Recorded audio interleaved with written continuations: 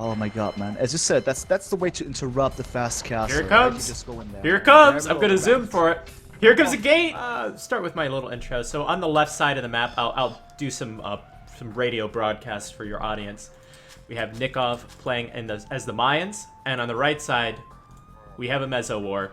TaToH playing as the Aztecs. The two very traditional picks on an Arabia kind of map. It's not going to matter that this is Water Arabia or Bog Arabia or whatever it's called. They are still going to be Meso civilizations, and both the players are going to send their eagles out to hunt other players' boar. Only difference being that we have water buffalo instead of sheep, so of course the water buffalo have more food on them.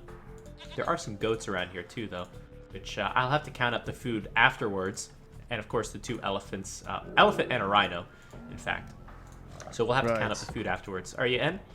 Yeah, I'm in all the time. I just try to fix the sound because it's quite loud. So if my viewers would be so kind to tell me if it's too loud, then I'll change it. But yeah, we'll see. So yeah, this is where we are. Mainz Aztecs Meso matchup. I just put on Fan of 4 colors. Yes, did you do it as well? Yeah, okay, cool. That's maybe better. So yeah, on the left hand side, the Mayans here. If we just quickly look at the maps real quick, because we got a bit of time for that one. Just worth mentioning that Nicov has quite a useful map here. Nice gold. I love the gold of Nicov. Definitely in a safe area that he can wall up somewhat and then just keep safe for the early part of the game. The other resources, though, they're not in the nicest positions, especially the front stone and gold there. To the north he has another stone and whatnot, but I guess if he would go for some ambitious walling that we've seen from all the Arabia players in the past year, so far he could wall this one up quite well, not nicely, not maybe as fast, but there are chances. But if you compare it to TaToH on the right hand side, he has this nice cliff there in the southwest. He has nice backwood as well, but he's best advised to actually do some walling or something to actually secure his resources, because I would not count on the fact that Nicov is going to play too, let's say, boldly here. If we especially pay attention to the eagle here, about to lame TaToH's rhino, or at least the attempt of getting the rhino. At the same time, Nicov laming himself by not properly luring in his elephant. It's going to go back, and that's going to cause some idle time. But that's better than Nicov. Nicov is just preventing the rhino from being taken, which is great news, especially if you're going to be an Aztec player who's going to invest a lot of food into a Dark Age rush. I'm surprised Nicov is not trying to lure the rhino back. I assume that he thinks that TaToH is going to try to stop that, and TaToH is, in fact, bringing his eagle back. But this is going to delay TaToH's food economy, probably going to mess up his build. Yeah, that's for sure. I mean, that is a fact. We can now see that he has 5 villagers on the berries now, because he can. Well, he's going to go for another attempt now, taking the 5th villager, because he has his own scout now close by to deal with Nikov's scout. But Nicov does a great job here, just keeping TaToH as busy as possible without taking any hits here. So far, both scouts with full HP. Nicely done. Interesting solution, but as I said, it damage has been done due to the fact that the rhino was taken later. That is certainly impactful here in the beginning, messing up TaToH's build order here, at least to a certain extent. Yeah, and TaToH wasting a sheep as well, as he was focused on the rhino, and he killed the rhino. He killed the rhino!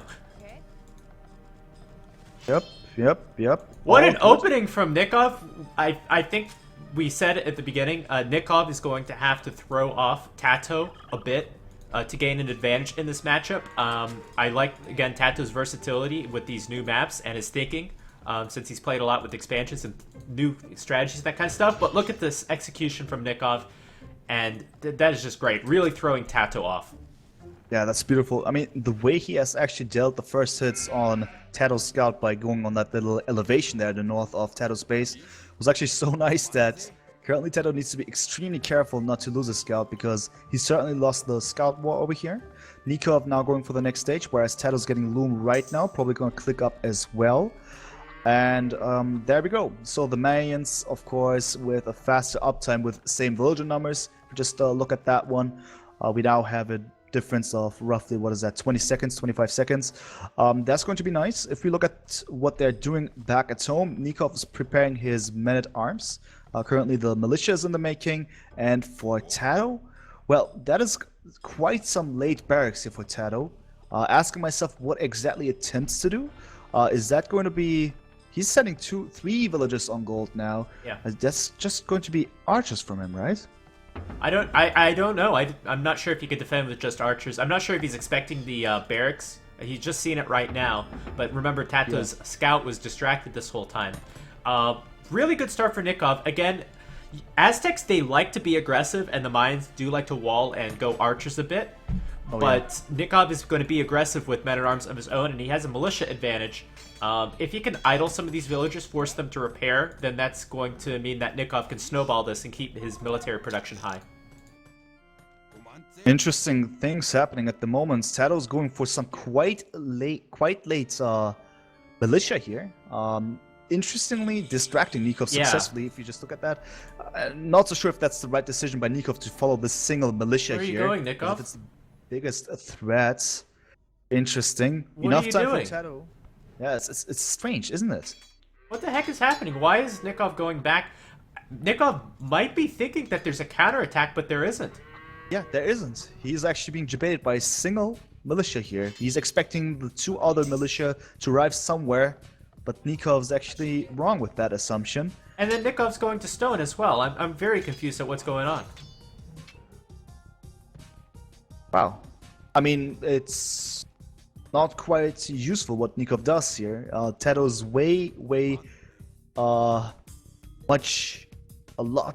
incredibly in a situation that he shouldn't be in. Why is that even happening?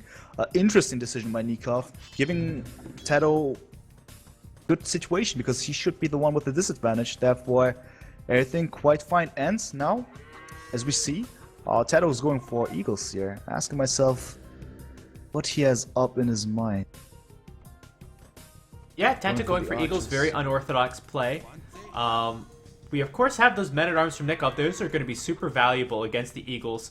And interestingly, Nicov putting up a tower on his own stone. He really wants that stone, and he wants that stone early.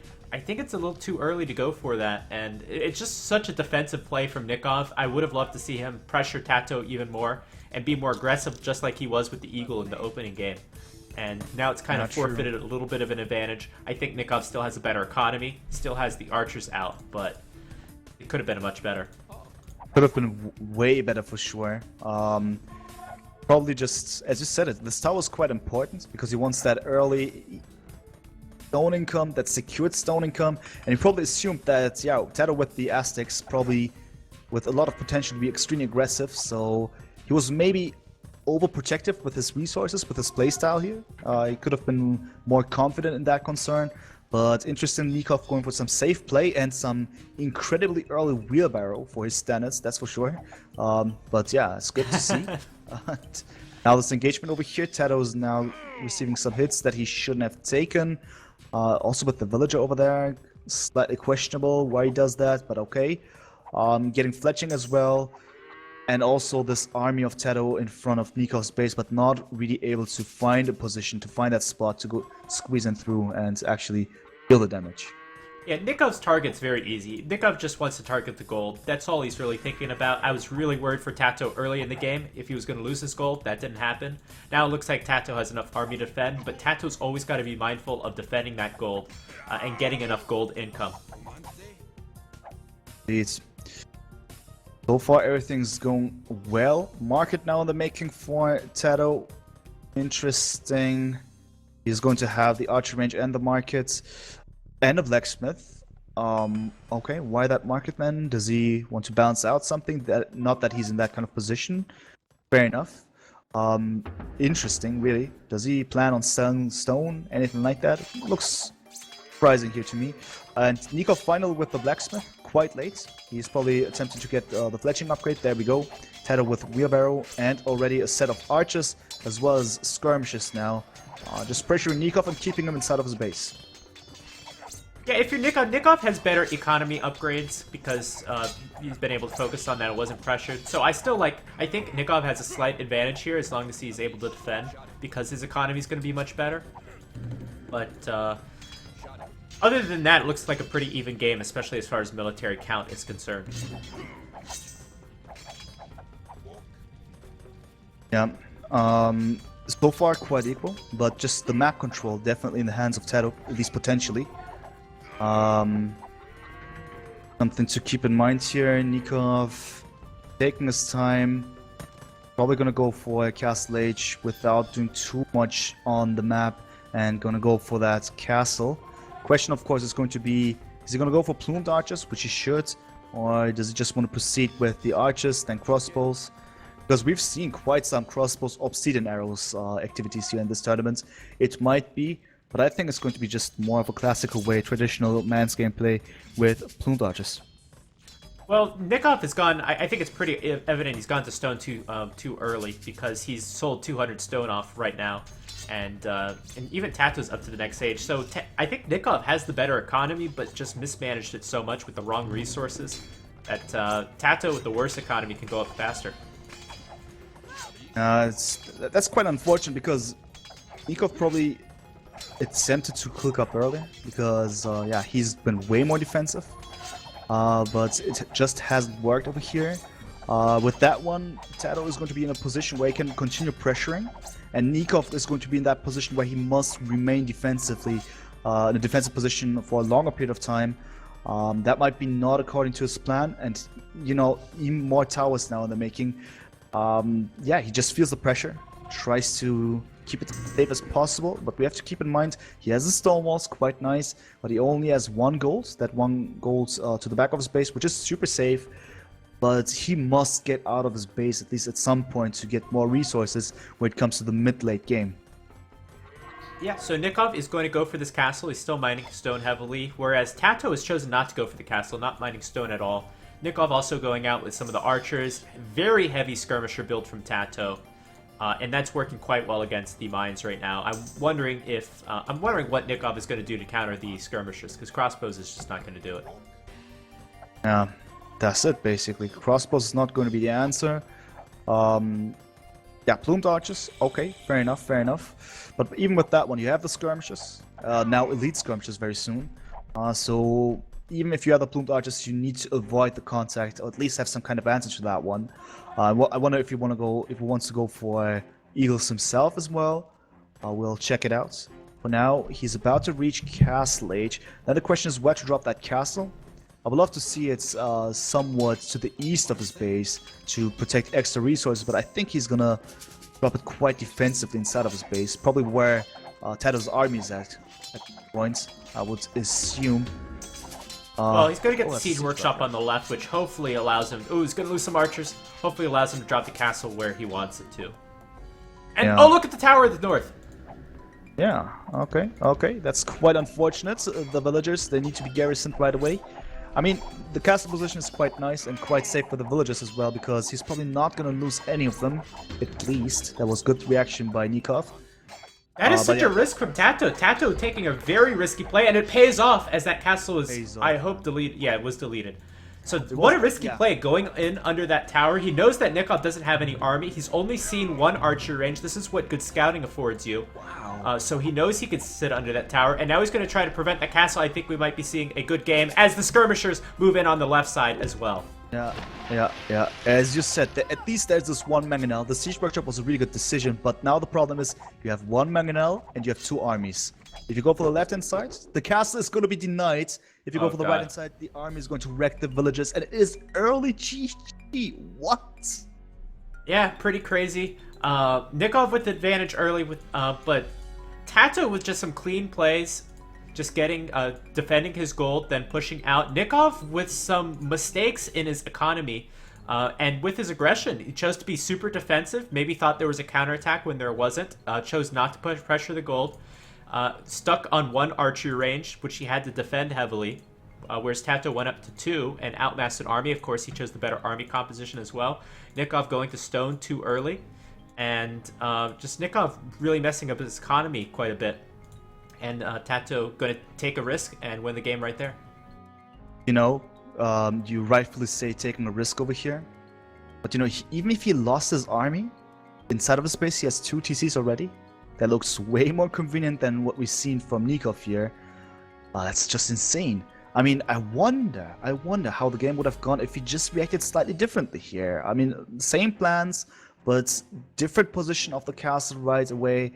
Keep it a bit safer, maybe place the walls slightly more different, because I feel that this was a bit too done, as in maybe Nicov felt way too intimidated, even though he shouldn't have been in that position. That's just some guesses as an observer. You said correctly, it's quite nice, quite sick from TaToH what he has done so far. That's a nice, good game here. 1-0 already. Let's go for the next game. Let's go. Welcome everyone. I mean, are you in as well? Yes. Before I just start. Are you in the game? Yes. I mean, I'm asking because I cannot hear you anymore. Oh, you can't hear me? Now I can hear you. Oh, okay. Better. Are you in? Yeah. Oh, perfect. Okay, so welcome everyone. Demise Red here, being joined by Nobody41.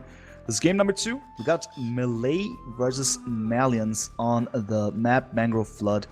Top left-hand side, we got TaToH with the Melee. And bottom right-hand side, Nicov with the Malians. It's an interesting map. We have the middle, where we have proper land and quite some resources, stone, gold, and a couple of wood patches. And then we got the shallows on the left and right-hand side. So there's water, there's the land. But in order to harass your opponents with Navy, you need to go for some forward docks, if that is your plan. And with Melee and Malians, I think they have quite some interesting civilizations for this very map. Yeah, Melee we typically think of as a great rush civilization, assuming you get your build right. Oh, I just want to point out, Nicov built his house on his lumber camp. That's not very good for villager efficiency. But, so Melee, probably faster uptime. Malians, just a really great economy. A good civilization if you want to make archers, or if you want to make any sort of fishing ships, or any sort of ships. So just good overall. Whereas Melee will have more of a power spike. I know TaToH, I think the preferred strategy for this map is to dock your own area for your fish, of course, defend there, but also to dock your opponent's water and try to take out their fishing ships. Yeah, that's pretty much it. So the question, of course, is who's going to be the faster one? With Malians, we of course have the nice economy where you can go for quite some early dock and then make it happen with a lot of fishing boats, and just saving up so much wood in the game adds up quite heavily, making sure that you will have quite some strong economy to begin with. With Melee, you have the fast up times, you have the momentum that you can create with your speed, so to speak, and that can be quite nice as well. And seeing that TaToH has the Melee, I wonder if he has quite something prepared there, as in some kind of plan, some kind of fast moves that is maybe going to surprise Nicov here. Of course, Nicov best advised to react quite adequately here in order to make sure that nothing bad is going to happen. Looking at the dock uptimes, there's nothing too different between them. Both quite early. Yeah, pretty synced up here. Just have the two docks on here on screen, and that looks quite nice. Quite early fishing boats for both of the players. Yeah, both these civilizations, you might have to adjust your build quite a bit. So Melee, I think, especially in the early days, the first year, were kind of infamous because players couldn't get their builds correct. So they would either go up to feudal age too fast or too slow, or not have enough food or not have enough wood. We see TaToH with 6 villagers on wood. And we see Nicov with 5. Of course, the Melee get to save some of that wood cost. So I'm just curious to see who goes up to the next age. Who clicks the button first? Of course, the Melee will be up first. Who clicks the button first, and how their economies look as far as their villager distribution and that kind of thing. And it's going to be quite interesting to see what exactly their plans are. And as you said it, there's a difference with their build order already, the distribution of the villagers. TaToH with a lot of builds on wood that early on. This is quite interesting. Also quite some heavy walling from him. Yeah. Nicov, for instance, compared here on the bottom right. No walling at all for now, but quite some aggressive scouting here in comparison. As I assume TaToH is still inside of his base, or is he's just on his side, close to the infamous Komodo dragon.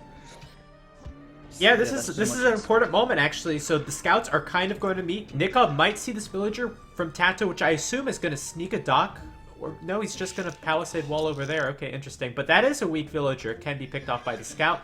Nicov is actually going to click up to the next age first. So I think that's some pretty good economy management from him. Despite that house, really messing things up because now 4 villagers are on it. But nice scout off from Nicov. TaToH with some weird walls. That's really the big thing here. Is TaToH going to go for a fast castle?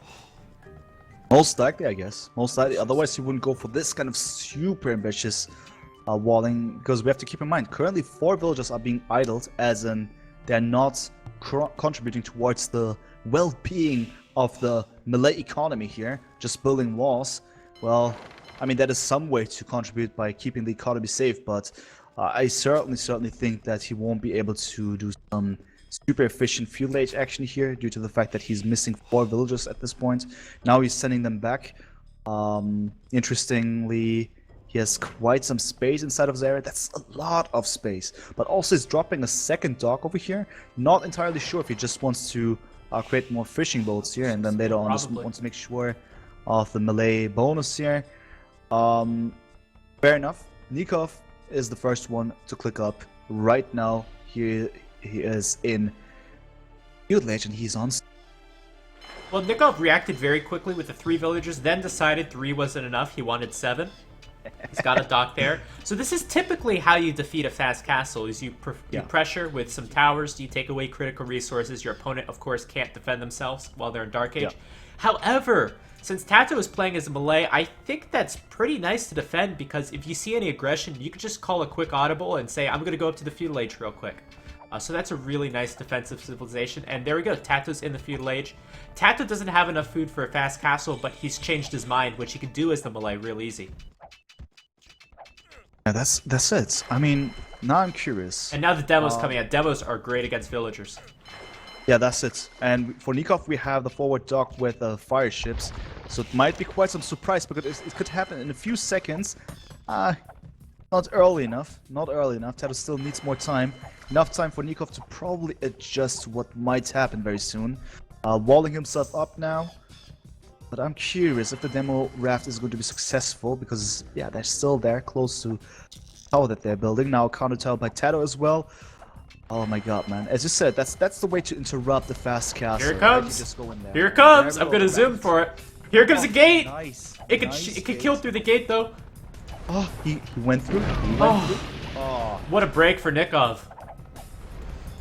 Well, at least he was able to protect himself. The tower is up. Just 1 villager died. I guess that is quite some underwhelming result for TaToH. Still, he has achieved a little bit, but it's not quite enough. More needs to be done, and I sense something. Nicov now dropping another tower here, but I guess TaToH is gonna see that one, isn't he? Yeah, he sees that tower. TaToH gonna go for the tower there. Yeah, it's not defended at all. This is a great tower for Nicov if he can get it up. TaToH is clearly shaken. His economy, he can't build another demo because he doesn't have a mining camp on his gold. However, Nicov is going to have to run back, and lucky, so lucky that TaToH can't build a demo right now, as those villagers are going to walk right past the dock. Exactly. I mean, that's insane, and very soon, TaToH is going to lose his wood as well. Oh, man. Oh, my God. I thought this was going to be a good game for Nicov. Like, as soon as I saw that demo, I thought it was over. But TaToH doesn't have enough gold for anything. That's pretty much it. He's starved out concerning the gold. No wealth for the melee people at this point. The fire galley is quite successful. Killing another villager like that is quite nice. Quite nice. Yeah. Tower is up. But yeah, you've just forced your opponent to go for multiple towers. Oh, come on. Oh, I want Nicov to place down this tower right here on that gold. It's risky because he knows that demo can come out at any moment. But right now is the time. If he could place a tower on that gold, that would be great. There we go, man. There's a tower, man. There's a tower going up. That's quite important. And yeah, that's pretty much the opposite of what TaToH wanted to have. He wanted to have the safe base, wanted to have the safe goals, and then to build up somewhat proper economy. If we just look at it, his wood line has been denied. He needs to move to the left-hand side now, which he has done. And yeah, what's that? I mean, this one straggler tree with 5 villagers. Doesn't look too efficient here. Nicov is creating a lot of damage with 3 fire galleys also inside of his opponent's base. A lot of drama here. Villager count is the same. We also have 8 to 5 fishing boats, but it seems that Nicov is creating quite some damage. Nicov is doing incredible damage. I love he's going to add a dock there. He does need to protect that tower, though. I would wall that in because it is denying TaToH's gold. TaToH's going to need that gold at some point. Yeah, for sure. But for now, he's just busy protecting his fishing boats there with that one tower. Understandable decision.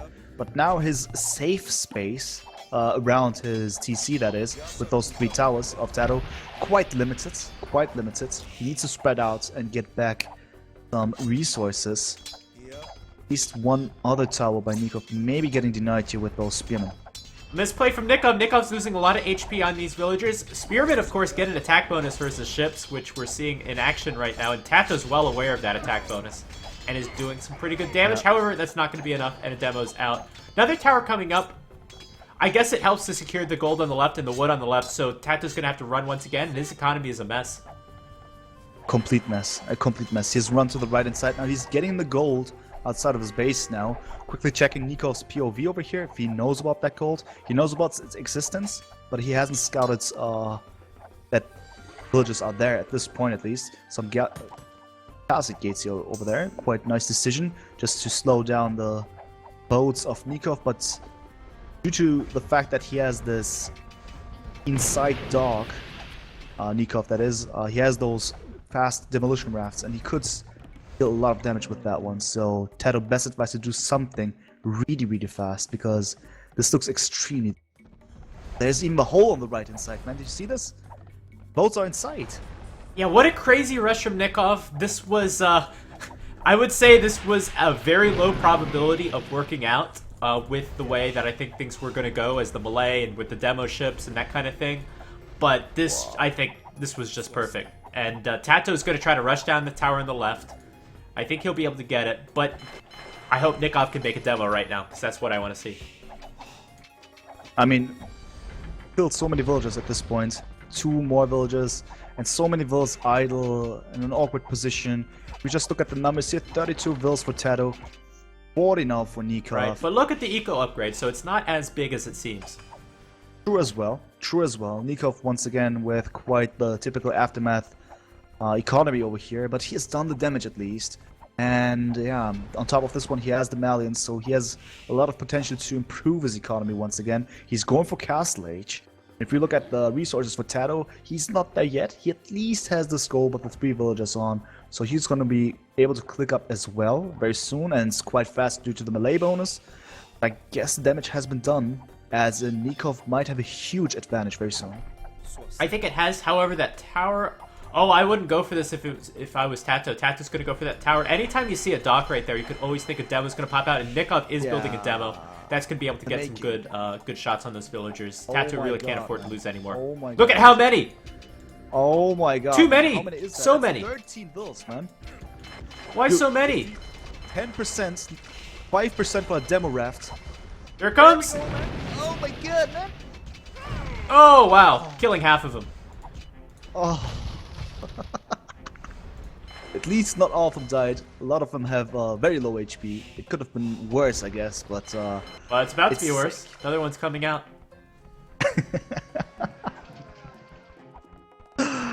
This is insane, my friends. This is insane. I mean, this is not an economy anymore that TaToH has. We have to be honest with this one. He's probably aware of this. And it's GG. There we go. It's GG, wow. GG, as said. Wow, 2 quick games, and what a great rush from Nicov. This was beautiful to watch, the tower placement, the denying of the gold, that one quick gate from Nicov, and then using the fire ship to kill the demo. That was really the critical moment of the game. Wow, just really great rush. I think so as well. I guess this is a perfect example of what to do if your opponent is going for Castle Age, Fast Castle. I wouldn't exactly use a bog, this kind of map to demonstrate that to newer players, but it's a very good defense. Yeah, I mean, it was a questionable move of TaToH to maybe go for the strat anyway. As you said it's maybe not the best map to go for it, probably. If you look at the ambitious walling that he has done, that is maybe one of the reasons why Nicov was just successful in going into the space to begin with. Okay, fair enough. But we've seen this from Aftermath players quite a lot. From MPL, we've seen this from Hera, we've seen this from Nicov. If they just spot their opponents and if they just see how they are walling up, they know, okay, they sense it, there's some fast castle going on, they will just go for some towers and interrupt everything that they're going for. And ideally, they just, well, prevents their opponents from going up. There we go. Nicov, super successful, great tower placements. That was most ideal for him. Yeah, very good game. TaToH with some very early scouting, and we see how Nicov is getting the first hit on TaToH's scout in front of Nikov's base over here. Now the chase is real, getting a second hit, and there we have it. TaToH now needs to retreat, making sure that his scout won't die over here. I wonder what he had in mind. He wanted to steal something here, some resources, maybe kill a villager or so. But none of this is going to happen as TaToH is forced to retreat over here. That's pretty much it. Yeah, and nice play from TaToH. It's like I wasn't even gone, right? So yeah, exactly. So yeah, TaToH trying to steal the Rhino. He's playing as Mongols, wants it. Surprised we see Portuguese. I thought Italians was a better civilization on this map, but Portuguese we saw as a very strong pick as well. Their caravels were very strong. Seeing them shoot through other things. There's a lot of choke points with these little forests in there, so that'll be good. But really, this is similar to the Italians-Portuguese matchup we saw last time. The Mongols, the rush is really strong, need to do the damage with the rush. Portuguese need to be a little more defensive and get up to that caravel. Unique unit in the Castle Age. Exactly. And they have quite a momentum once they're on the pitch, but that might fade away in the later part of the game. We'll see. Get there.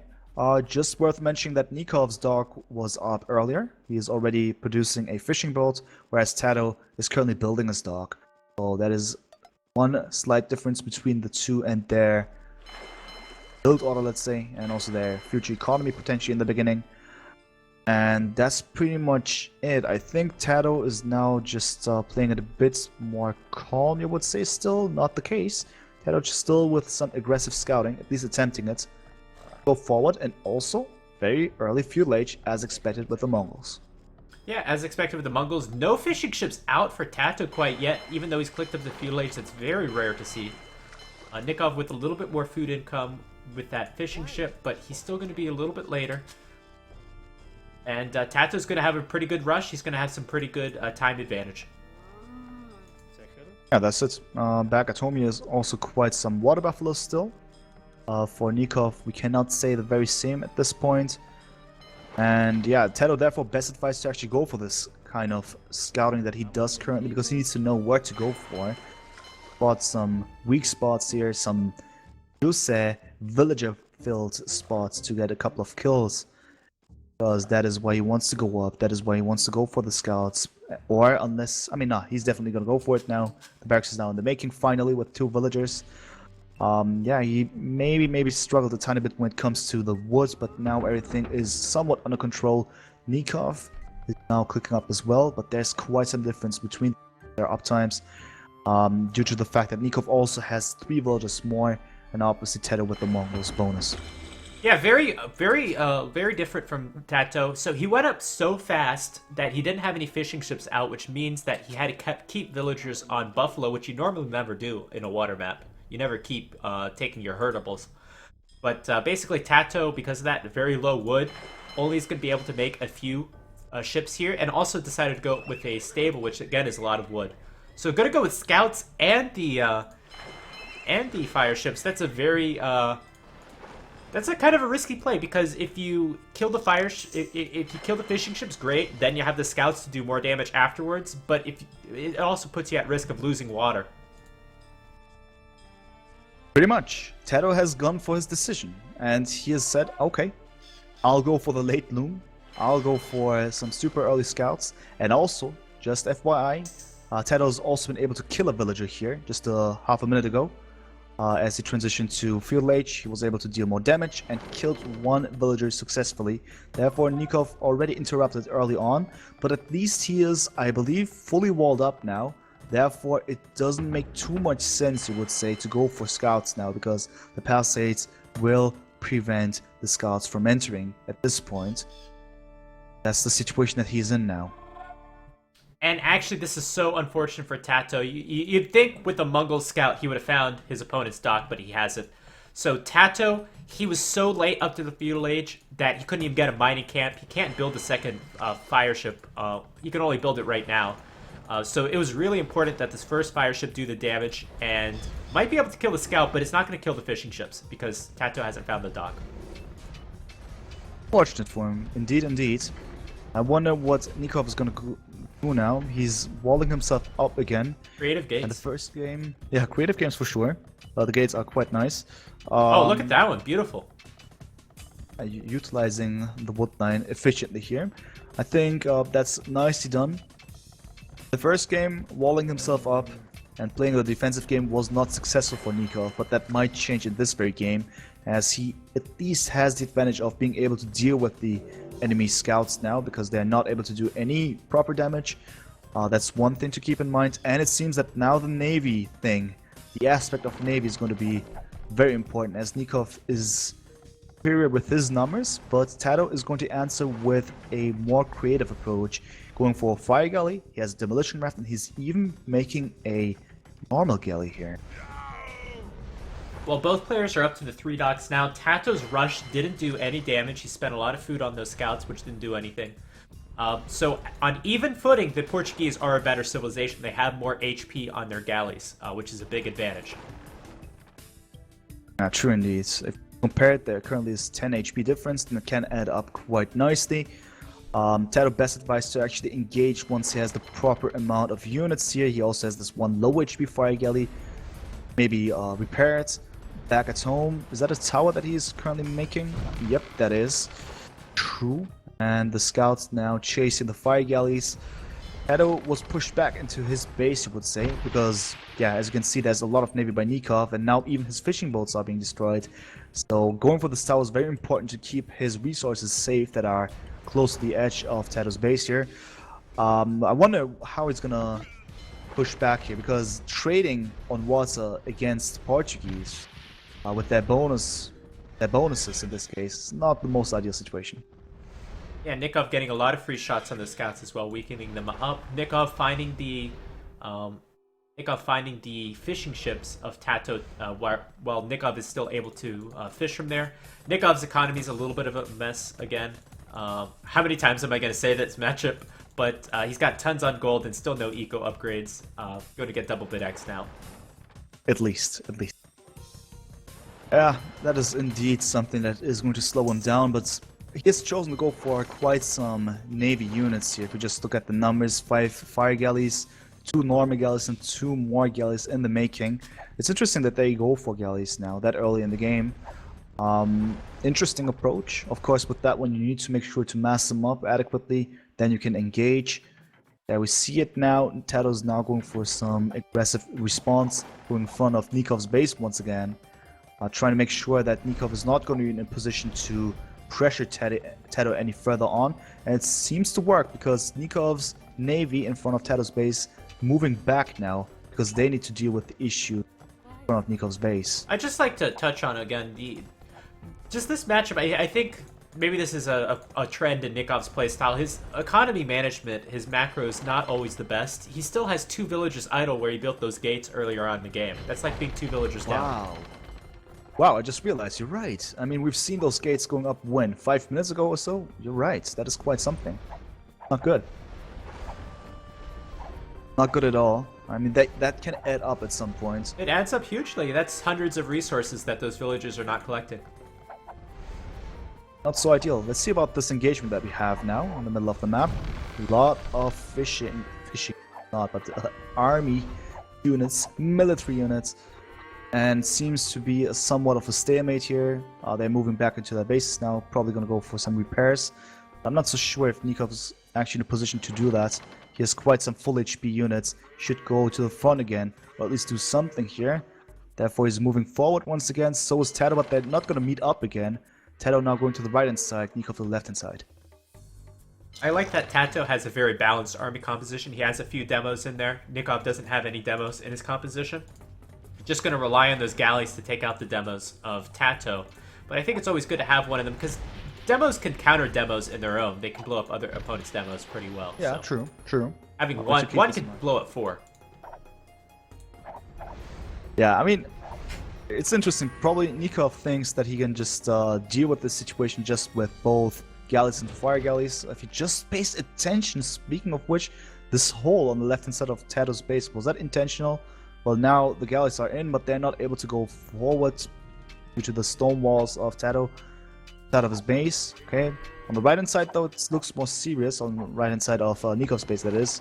The villagers are now forced to go for some additional layers of walling, more houses in the making. Nicov, for the record, going for Castle Age already. It might be the time for caravels. I know, what do you think? I think so. I think just caravels are the best unit that you can build on the water.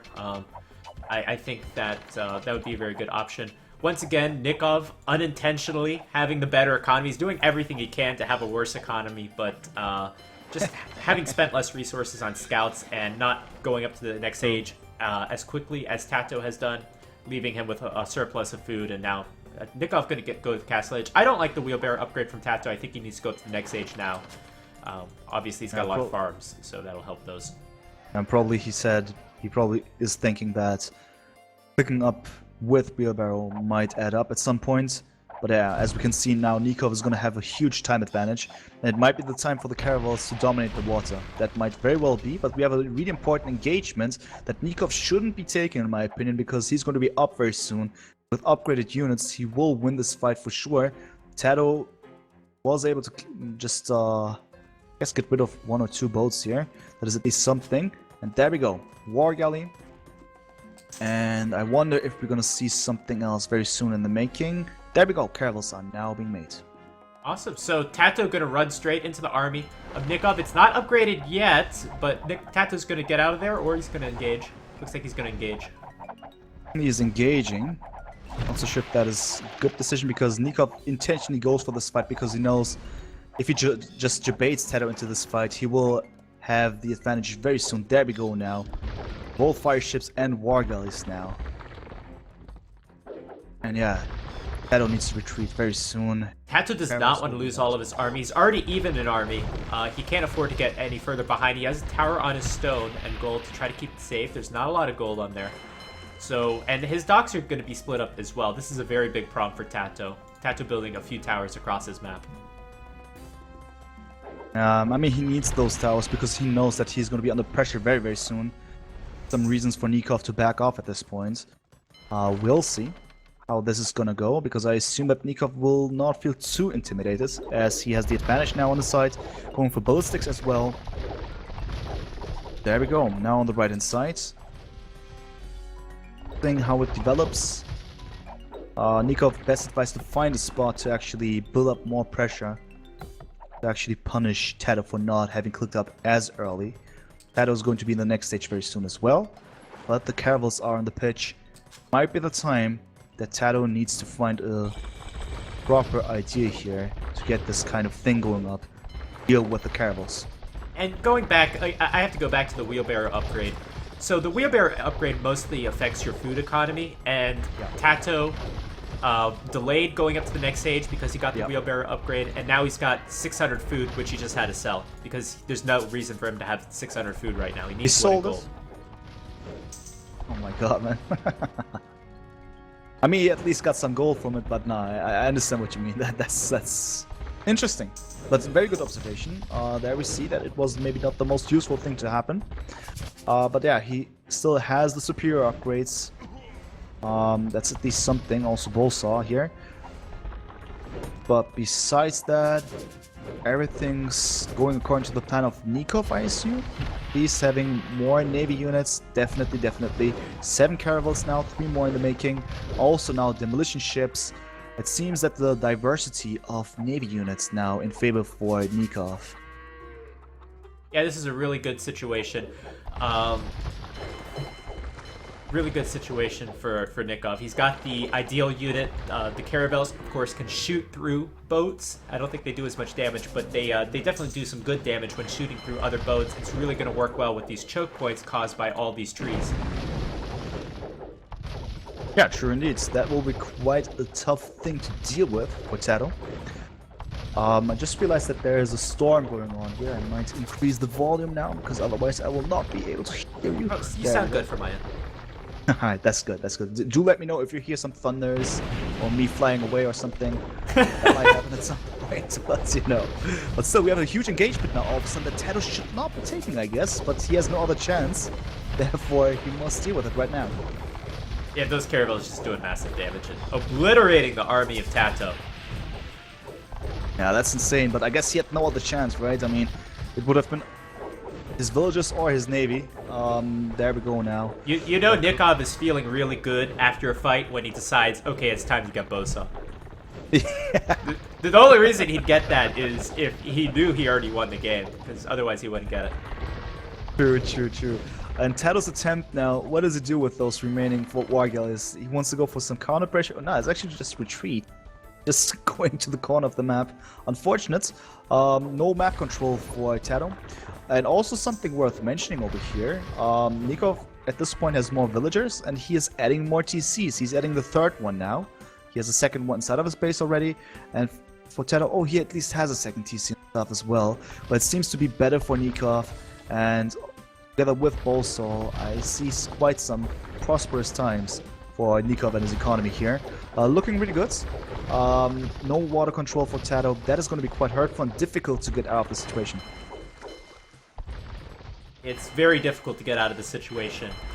It's just so hard because at the same time your opponent is booming and you have to rebuild all of your army too. So you really have to match your opponent's army, defeat it, and then do the damage to their economy. It's just so hard to do those three things one after the other. Yeah, problematic. My beautiful viewers are dropping the no wheelbarrow sign into the chat here.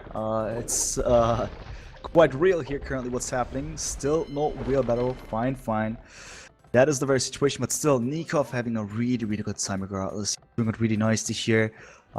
Just making sure that TaToH will struggle even further on. He might still have the access to the resources that he has access to. Fair enough.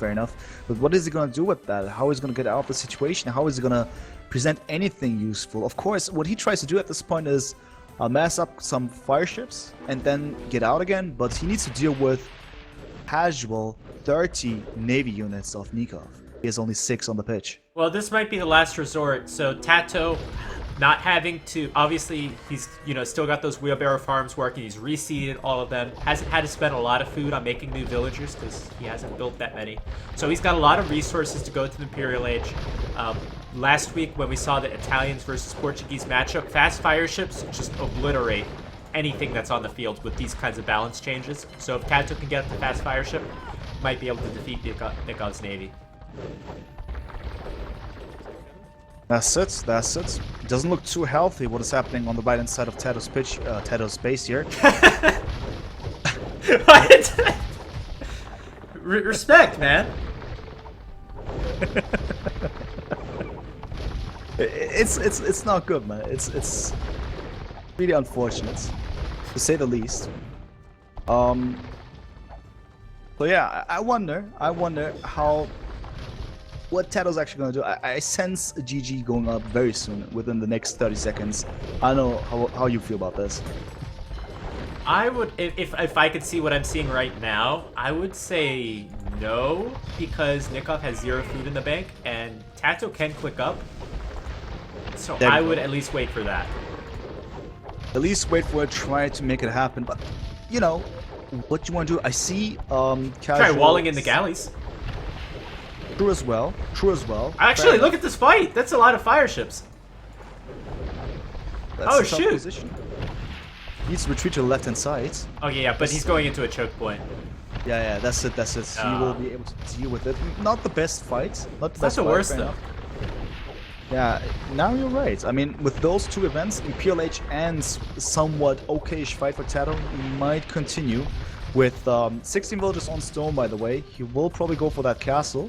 I think he's going to sell it. I think he's just trying to get whatever resource he can take. Okay. You don't think that he might go for some massed up Mangodai army? I mean, no, I don't think so. I think he's going to go fast fire ship. Ah, okay, I see. Too much. I mean, it looks bad though. It looks really bad. Yeah, it still looks bad. But he might be able to get the fast fire ship upgrade, and Nikov's economy management, we said, is not very good. He's still only at 300 food at this stage. Oh, there we go. 600 food. He's going to use the market a little bit. getting up there. Yeah, he's getting up. He probably read the score. He understood that maybe something is happening currently. Maybe that is the reason why TaToH is not really visible on the map here anymore, on the middle part of the map. That's it, but being surrounded inside of your own base like that, fast fire ships, as I said it, that's pretty much it, because he's still producing them. But yeah, he only has 8. He will maybe have 9 when he's in PLH. Alright, so I hope Nicov is not going to be so surprised, but finally getting wheelbarrow. No, he's going to click Imperial. I hope Nicov is not so surprised at how strong these fast fire ships are about to be. They're super strong. The Caravels only do 1 damage versus them. Exactly. We've witnessed this last week, I guess, and this was quite insane, right? All of a sudden, their strength just dwindled there completely. True.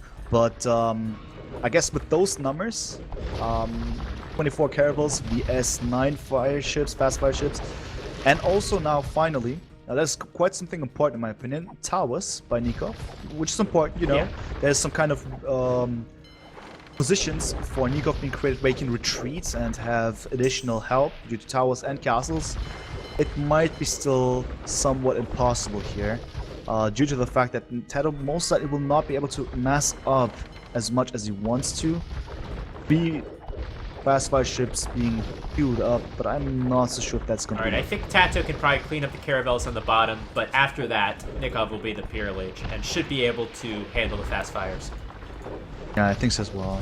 I think the Imperial Edge will most likely... Well, that's box formation, by the way, on the Caravels, just for the records, on the left-hand side. But yeah, I guess, I mean, once he's in Imperial Edge, he will probably also go for a trebuchets, I guess, if needed, to build up pressure even further on. I think then TaToH will most likely lose control entirely if he hasn't done it yet. Though, we have to keep in mind, to the right-hand side he's spread out quite nicely. He has 2 TCs constantly working there. He's doing something for the sake of his economy. Just 20 villages behind. It could have been worse, I guess, at this point. It could have been worse. It could have been worse, but at this point, TaToH is 20 villagers behind. Doesn't have any resources to work with. Meanwhile, Nicov has gone up with a great economy, so he's got tons of food, tons of wood, tons of gold, even more stone. He's got a good position, and now he's going to be able to upgrade his Caravels. I haven't seen Elite Caravel versus Fast Fire Ship, but I would assume they're fairly strong. Yeah, I guess so as well. I mean, last week we've seen just regular Caravels vs Fast Fire Ships, and that was a disastrous situation, but I think the Elite upgrade could be extremely useful. Yeah, I think so. We'll see. I mean, also gotten Bracer now, be ideal, and 6 fast fire ships in the making, just 4 on the map now. And every time I talk about the fast fire ships, I just see 2 or 3 of them engaging in a battle against, I don't know, 15 or so Caravels. So, and now elite Caravels. But they're taking quite some damage when they're engaging, as we can see. Retreat here. That is interesting to witness. There are also some demolition ships, just for the records. That might be a reason for TaToH to retreat. Yeah, I think this army's going to work for Nicov. Nicov can still get chemistry to make them even stronger, and I think they're doing pretty good so far. I like what TaToH does to the right-hand side. He's building another TC, but Nicov also somewhat respawning with a castle on the right-hand side. So he just tries to secure more ground here, but TaToH tries to do the same thing. That is something we know from TaToH. We've seen this in ECL, in team games, in 1v1s, and 2v2s, and so on, where he just where he's just showing his survival instinct. You know, he's just not giving up, and he's doing it properly. Always producing more vills, dropping those TCs and whatnot. But speaking of TCs, trebuchets, as expected, now taking down the first initial TC of TaToH. He needs to deal with that one as well very soon. What a beautiful position from Nicov, denying that stone late game, denying the Mongol stone late game by placing those 2 towers there. And Nicov going with, finally, wheelbarrow 43 minutes. Yeah, wonderful. That is earlier than in other games from him, at least. But yeah, chemistry upgrade kicking in very soon. Yeah, I'm still asking myself, what is TaToH gonna do? I mean, he is now definitely stronger economy. He has now more villages than Nicov, just for the records. And eco upgrades are equal here, and he is queuing up way more fire ships now. 14 are queued up, 5 are out on the map. If he's just given a bit more time, which he's not, he could do something here, but I guess it's just too late, and therefore it's happening. Yeah, GG. TaToH going with Mongols, going with a crazy rush to start the game, but like crazy build-wise, but not able to do any damage. Nicov with some poor economy management, but at the end of the day did end up defending, getting up to the next age, going caravels, which ended up doing pretty well, and doing the damage to TaToH, such that TaToH couldn't make best use out of those fast fire ships. Great game. That was really exciting, actually. I don't know. I mean, I wonder what TaToH could have done better here in this situation. You know, you were up against caravels and Castle Age. I know. I think he could have killed the fishing ships. He did not scout the fishing ships. Yeah, true. Could have tried to get in with the where Nicov gated there. The scouts play was very unusual. I don't know if they paid off. But I just wonder, man.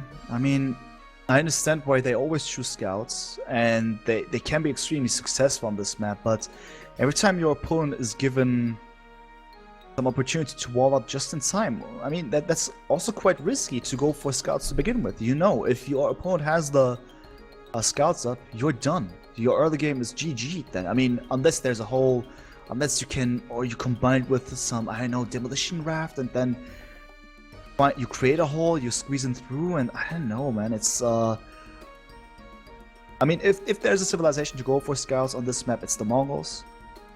But besides that, still a risky play and pay off in this situation, which is also, as you said, due to some unlucky scouting as well, and good gates by Nicov, but yeah, fortunate. Go. Nobody, man. Are you in the game? Yes. If so, then let's make it happen, man. Can you hear me? Ooh. I'm ready as well, so... Okay. Alright, so down in the bottom left we have Nicov, who's leading the series 2-1, playing as the Chinese. And in the top right we have TaToH playing as the Berbers. Oh, different pick. Different pick, indeed. Strange pick. A masterpiece pick? I don't know, man. It's certainly unexpected here. Any idea why you would do that? Berbers do have a water bonus as well, though, right? Yeah, their water bonus is that their ships move, I think, 10 or 15% faster. So that's better for demos. It's better for all the ships. They attack better because they are faster, and also it's good for the fishing ships because the fishing ships, can move back and forth between these ponds faster, and that tends to happen on Water Nomad. The ponds exhaust very quickly, so you have to do long distance fishing. Yeah, true. So that's actually an interesting pick. Nice pick. So there we go. Nice positions here. We have to just keep in mind that they're both on the right hand side of this map, so to speak. They're not too far away from each other. And let's just check out the scouting over here. Nomad, that is of course highly important. In this case, the water buffaloes do most of the scouting, and currently TaToH's checking out the west side, the east side, but not the south side. Or I guess he checked out the south side and he saw how one of his water buffaloes got taken, because otherwise I cannot explain the scouting of TaToH on the south. And then Nicov here, very same situation. So I guess they both know where their opponents are, and they will most likely start their field age game very soon. Looking at the score and of course the food count, TaToH is close to clicking up. Well, he didn't have that disadvantage that the Chinese get of having negative 150 food. Yeah. Usually, I just check the food per minute.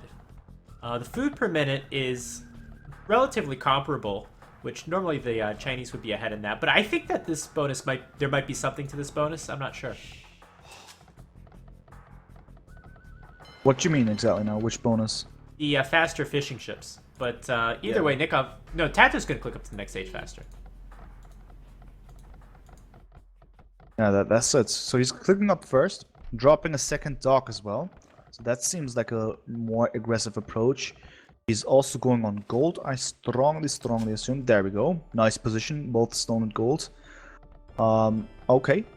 That's going to be nice. And Nicov is walling himself up, just for the record.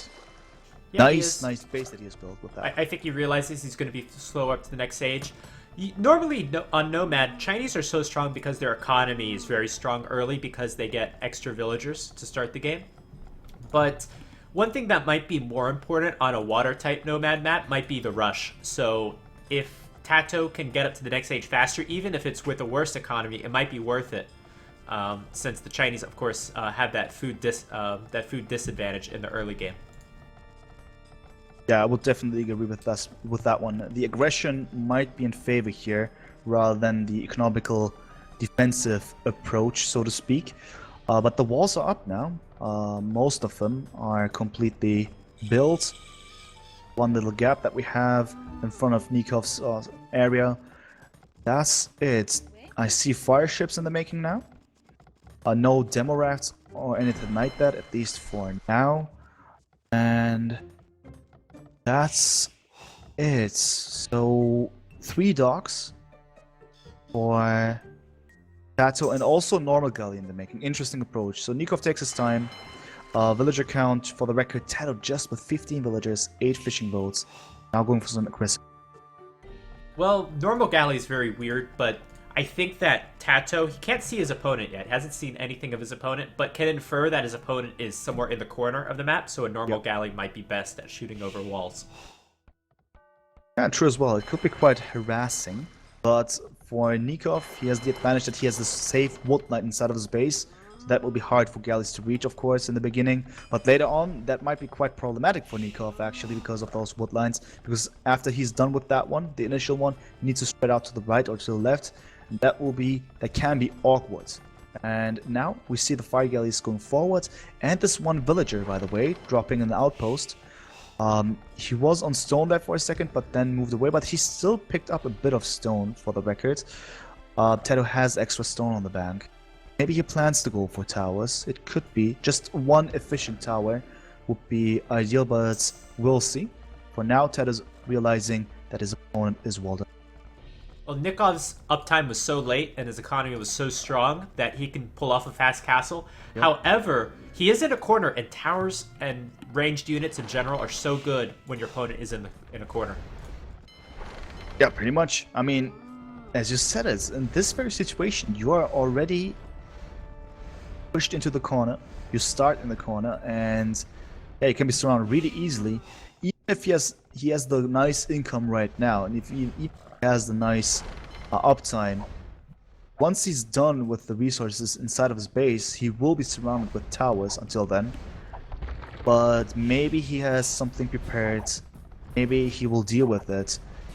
Chinese are strong after all. Their demolition rafts could be very useful. Now though, I'm curious what he's gonna do. Well, it's not looking too good for TaToH because normally galleys and towers are very good when your opponent's in a corner. However, it just so happens Nicov has a perfect map and he's got golden stone and wood in the back. But now he's going to be able to survive, that's for sure. Oh! Enough resources. Oh, these galleys are going to get in?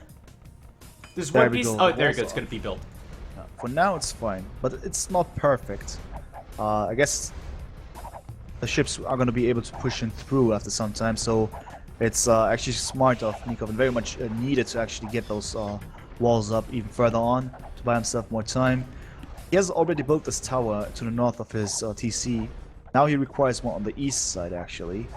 But that is not going to happen as he doesn't have the resources for that one. Wow, huge thunder on the right-hand side of my house. Beautiful. But yeah, so let's see. There we go. Castle Age now. What is the next step? War Galley. I think just use your range advantage, which you should have if you're Nicov, and try to keep your opponent out and that kind of thing. TaToH getting fletching very late, so those villagers were able to get a lot of HP on those walls. So Nicov, just get the upgrades for now, and try to use your range. Maybe do a counterattack. That's it. That's it. Use the range. Use Bodkin arrow there once you have it. War galleys now. That's gonna keep him safe, but will be enough to actually spread out at some point, which is very, very much needed because otherwise he doesn't use the map at all. And I feel that this could be quite bad for him if he doesn't get out of the base. I mean, he also needs some nice TC if he wants to go for that one to secure more area even. But we'll see. because he doesn't have any stones, so that's not going to happen. Seems that he's going to go for more Navy, and finally he's going out now, so it might be the time to actually pressure TaToH. Yeah, gonna go pressure TaToH. TaToH has buildings all over the map, so he should be able to see this. I don't like the... I think if Nicov could have afforded it, I wasn't paying close attention to his resource, but I think if he could have afforded it, I would have preferred to see Bodkinero over War Galley, just again for that range. But Nicov gonna move out, gonna try to find the fishing ships of TaToH. When I said Nicov has no stone, I meant that he currently has no stone on the bank, as Amons was mentioning it. Of course, he has the very, very safe stone to the back. He could make use of it. We'll see. We'll see. But for now, I wonder if what he does, what he's going to do, will be enough.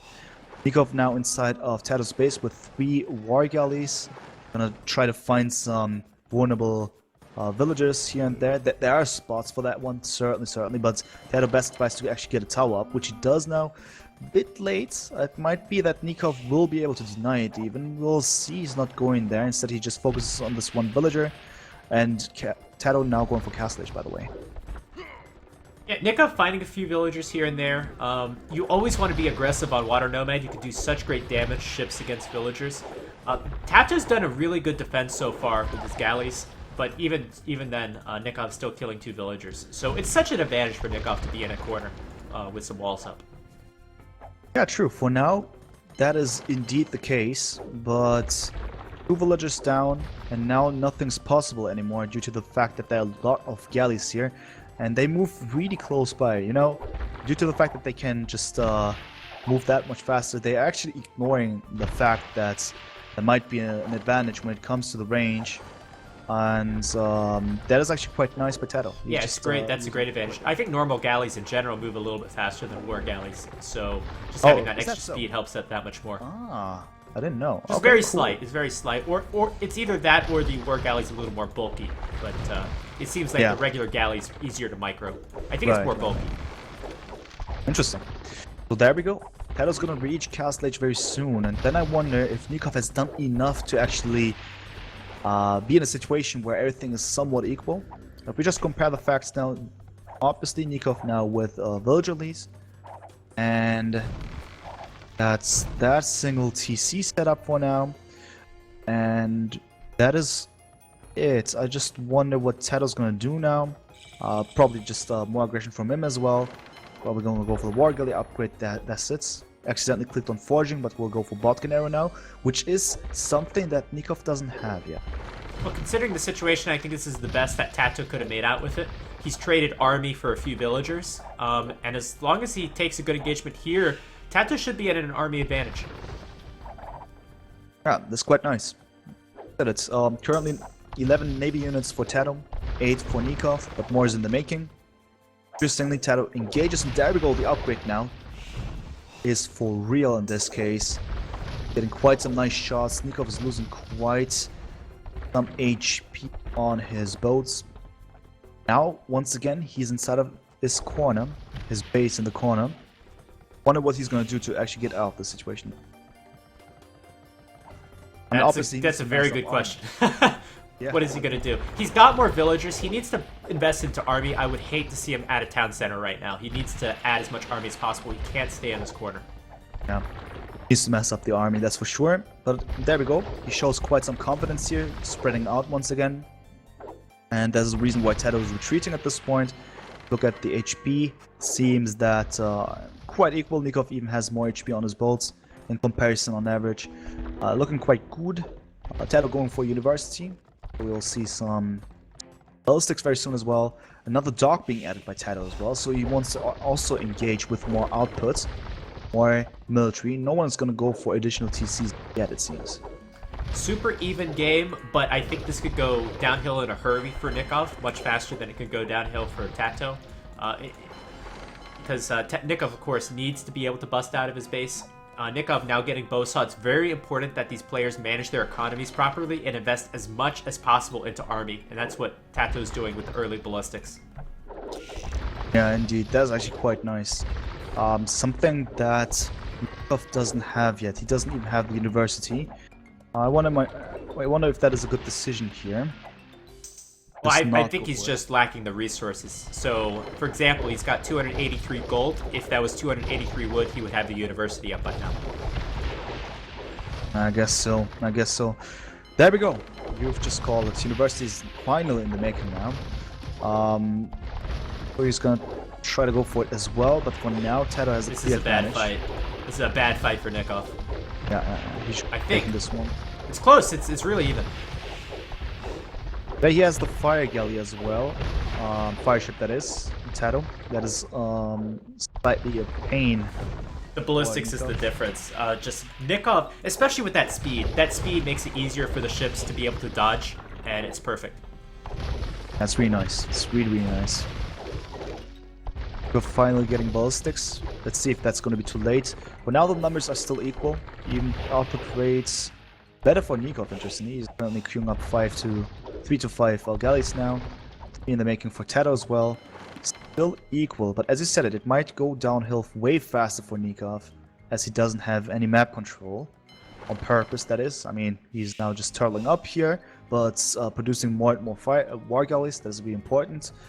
Adding another dog, just for the record, so he definitely wants to go for the maximized output here. That's nice, but as I said, the wood lines are now thinned out, and it is time to actually go for some raiding. This is what TaToH does now. He's now harassing the villagers. That is really bad. It's really bad, but at the same time, Nicov can't afford to lose any production right now. He can't afford to pull his villagers off the wood line. He needs as many galleys out right now as possible. Yeah, absolutely correct with that one. This is really... I mean, as in, what you want to do now, you need to actually spread out with your vills, but you don't have any map control. It's way too risky. TaToH has actually built his own base with this very philosophy that he can spread out. Even though his vills are quite in danger to the north of TaToH's base, for instance, there might be a chance. But that's pretty much the only risk that he's taking. Otherwise, he has quite some towers that will keep his vills safe. Nicov doesn't have that, and this is really problematic. But he doesn't give up. That's what I love to see. Makes use of the fact that he has more docks now, and he produces more and more galleys. For now, the counter is equal, but we see way more wall galleys queued up for Nicov. Nicov cornered TaToH, and they're both going parallel to each other. They have no clue where they are. Could have been quite nice for Nicov, but it's GG anyway. There we go. Those vills that try to actually go for this wood line to the north of Nikov's base. Well, unfortunate, but he had to go for more wood lines. Happens. But I guess Nicov understood that it's not possible anymore, because he's going to remain in this very position for the entire game. If it's that, probably estimate the situation not to change anymore. Yeah, I think takeaway for this game, I think that Chinese might not be as strong as we thought on Water Nomad compared to like a regular Nomad, and Berbers might be stronger than we thought with their speed bonus. Oh yeah. I mean, TaToH took some excellent fights, made use of his speed. Yeah. And that goes down to the Civ draft. TaToH picking an unorthodox pick, and Nicov picking a pretty safe pick, but might have been the better pick. Yeah, so unorthodox pick, there we go, for a map that was his home map. We probably had this prepared in his mind to begin with. That actually was pulled off quite nicely by TaToH. Now, once again, the score equalized 2-2, and I believe it is time for a deathmatch. I will just explain as much as possible. So it's the very early part of the game. Everyone is doing his thing. We see how TaToH's now moving for some early harassment. Nearly killing a villager has not worked yet. There's another villain in danger, in immediate danger, and not dead yet. And then on the other side, it was actually Nicov losing his Hussar here. Finally, we see how TaToH is able to use his elephants. On the other side, it's... I think you can always tell the skill of these players in Deathmatch just by how they lay out their base. Nicov has a lot of spaces in between his base, and TaToH's is much more tight. I know TaToH's very familiar with Deathmatch. I'm not 100%... I know Nicov has played quite a bit of Deathmatch, but I don't know if he's like a Deathmatch expert like TaToH is. Yeah, that might be. I'm sure that TaToH's actually quite some plans here prepared. And indeed, we see the Scorpions and the Battle Elephants. The Paladins so far not super successful. They're not able to actually make it happen, this kind of early pressure, the early harassment. Nice plans by TaToH here also with those walls to keep the Will safe. The Paladins are not able to actually go for the early harassment at all. That's really good for TaToH. He plays it quite safely, and now Nicov understanding the situation, moving forward with both Paladins and Halberdiers. Well, the key here, going in, since the rush hasn't happened, you're going to have to fight army against army. The key is Paladins versus Scorpions, if you're the Huns player, Nicov. And then Halbs versus Battle Elephants. You just really need to keep your production up, because Battle Elephants can trample all over Halbs if it's a good engagement. Exactly. That's the very situation. Therefore, of course, the Slavs are a nice pick, because they at least got Georgina. That gives them trample damage as well. But in this case, the Halberdiers of the Huns just with +2 as well, right? Yep, that's it. So that's also not ideal at all. And there we go. Slowly, steadily, the Death Ball, the Khmer Death Ball, moving from right to left. Yeah, well, Nicov getting a nice raid, killing 3 villagers, did lose a few paladins, but I think it's worth it. I mean, and now we have heavy demos. That's another thing that the Huns have to offer. Yeah, that's actually nice. It could work if they actually are able to maybe get into this army, just hit them done and take out the Scorpions. Quite cool, quite useful. Nicov also going for monks. I mean, not primarily, but still. But he actually exaggerated a tiny bit with those halberdiers, I guess. He has 80 halberdiers out. 97, I'm sorry. Quite some sick numbers. But okay. Well, okay, so Nicov has the mobility. He's clearly taken map control on the right. TaToH bring his whole... this is a bad decision, in my opinion. Moving his whole army to the right. I think he should just be going straight through. Yeah, man. That's it. But they're quite calm. Both of them don't exaggerate. I mean, we at least have this one castle being denied, at least for now. To the south of TaToH's base. That's just a temporary thing. It's going to be built anyway. It's really important to get some things up really fast to secure the resources. By the way, that elephants inside of Nikov's base were a bit of an harassing move. My god. But yeah, besides that, heavy cavalry archers got destroyed by the heavy Scorpions. I don't see what the point of the heavy cavalry archers was. I guess it was to counter any Halbs, but TaToH don't need no Halbs. He just needs elephants and heavy Scorpions. I wonder why he did those to begin with. Exactly. I mean, Halbs, of course, they will melt to part the tactics. Oh, look at these demos! They're trying to dodge everything. Oh, nice hit. One single successful one. Okay, fair enough. Or yeah, quite some Scorpions went down though. Okay, that is at least something. That is important. Gonna give those halberdiers quite some chances, regardless. But we'll see how well that can do. I think Nicov is more using the demos to distract rather than trying to attack. And it worked? It works. It works. I mean, look at those numbers now. All of a sudden, TaToH just with 71 military units and then 104 for Nicov. That's a momentum for him to actually go forward, which he does currently. That's nice. That's nice. All right, but big problem for Nicov. So Nicov won his big fight. He probably never thought he'd get this far. He never thought he'd win that big fight because now he's only at 20 villagers versus 60. He didn't plan for the next step. Yeah, true as well. So he needs to boom his economy. He also needs to do some damage now. So he's got heavy cavalry archers. They're not doing any damage really to the battle elephants, but they're great raiders. So I think Nicov should go ahead and try to raid. Whereas, what does TaToH have, like 8 town centers? Yeah, I just checked as well. That's insane. I mean, the minimap is just full of town centers here on the right-hand side. Yeah, he just wants to go for some secured areas, I suppose. That is going to be nice against those calf archers. Here comes the demos. Oh my god. But they're not successful. Oh, I see quite some dead elephants though, so they're not even going for Scorpions. They're just going for the elephants. They're best against the Scorpions, I think. Yeah, I think so as well. But at least the elephants went down. That's quite an expensive loss, so to speak. And the halberdiers are still going forward. I mean, if they die, it's not the end of the world. Well, that's another win for Nicov, but Nicov needs to be able to raid with his cavalry archers. Again, it's 56 versus 85.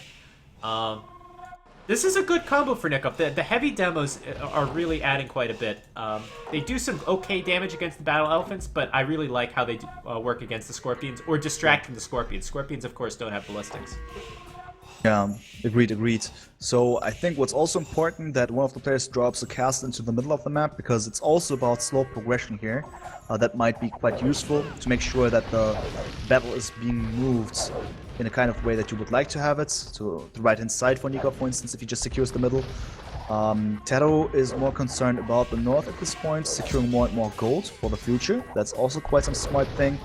Nicov should do the same things very soon as well. He has not secured too much, to be honest. Moved a bit to the middle, but that is all. He needs to do more. He's getting good fights here, that's for sure, but also gain the ground and secure it. Now we have another engagement with a lot of demo ships. Yeah, the demo ships can't be clumped up together, though. I think they need to go one in, like, you know, all spread out. I think that would be best. Yeah. I guess so as well. I guess that's one way to do it. Also, nice position for TaToH though, in between those cliffs, so he's not that vulnerable, not that super vulnerable. I don't know about you, but I'm more tense watching units go towards the Khmer heavy scorpions than I am watching units go towards siege onagers. Yeah.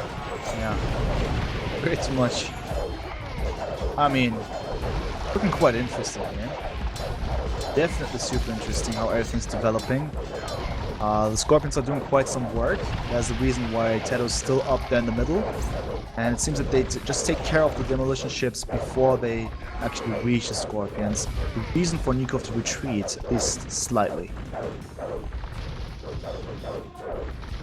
Yeah, and here's those heavy cavalry archers. Let's see them hopefully get a good raid. Now it's just all Scorpions, and it's... surprisingly, it's still really hard to deal with just all Scorpions. So most civilizations have something like Onager or Siege Onager. The Huns don't. Yeah.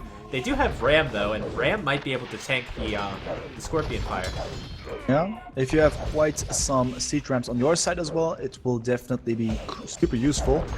Then the question is, of course, what to pair it with, what kind of other units, what kind of composition do you need to actually successful in this case, because you need to hurry up. As you see, TaToH is now marching forwards, getting on this hill. I think we might see one of the guys drop in the castle very soon, just more area. That's how it seems like. Scorpions now on the hill. I think Nicov needs to attack these Scorpions from different angles. They're more in the open than they are previously. They were previously between the two cliffs. You need to have demos coming from all different angles. Yeah, it's a tough situation, actually. I mean...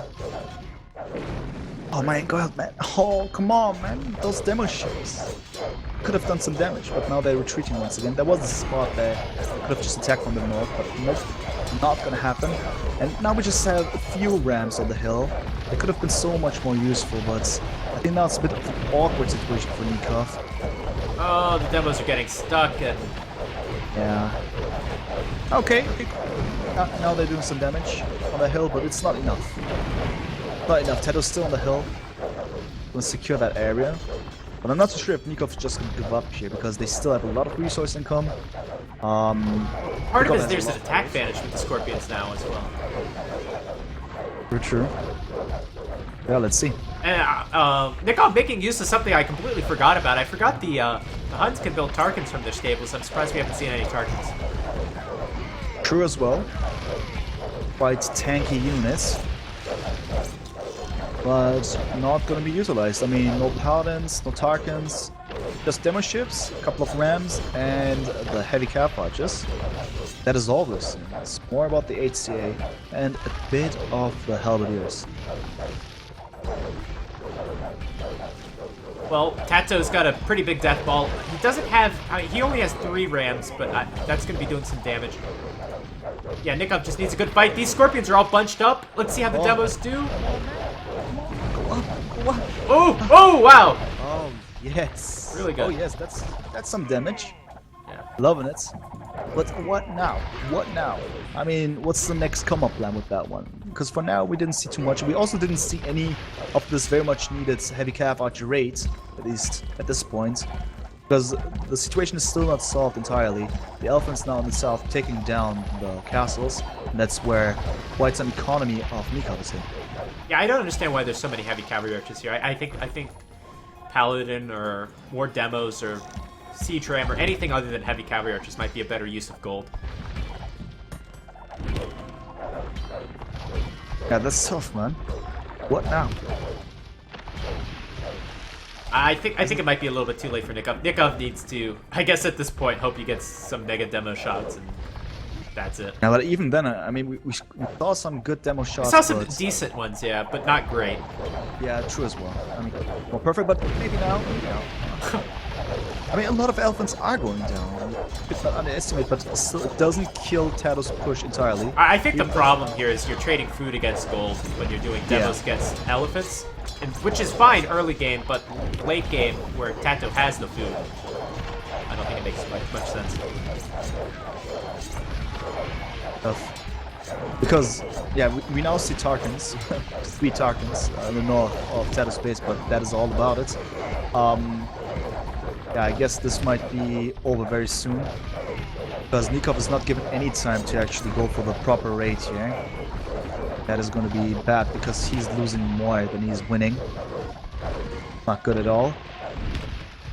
Also, you know, quite dangerous here, because TaToH's coming from an angle where Nicov is not going to be given the chance to actually get his hands on extra resources. I mean, speaking of which, I don't see too much extra gold for him that he has access to. Because, yeah, TaToH's actually getting every single resource here, extra resources there is. That just doesn't seem to be too healthy for Nicov at this point. Yeah, I mean, okay, villagers is 100 versus 120. It's still pretty close. How much gold is left on the map? We have 6,000. There's still quite a bit, so I would still take TaToH. I think there's enough gold for TaToH to utilize it and be able to close out this game. Tough one here.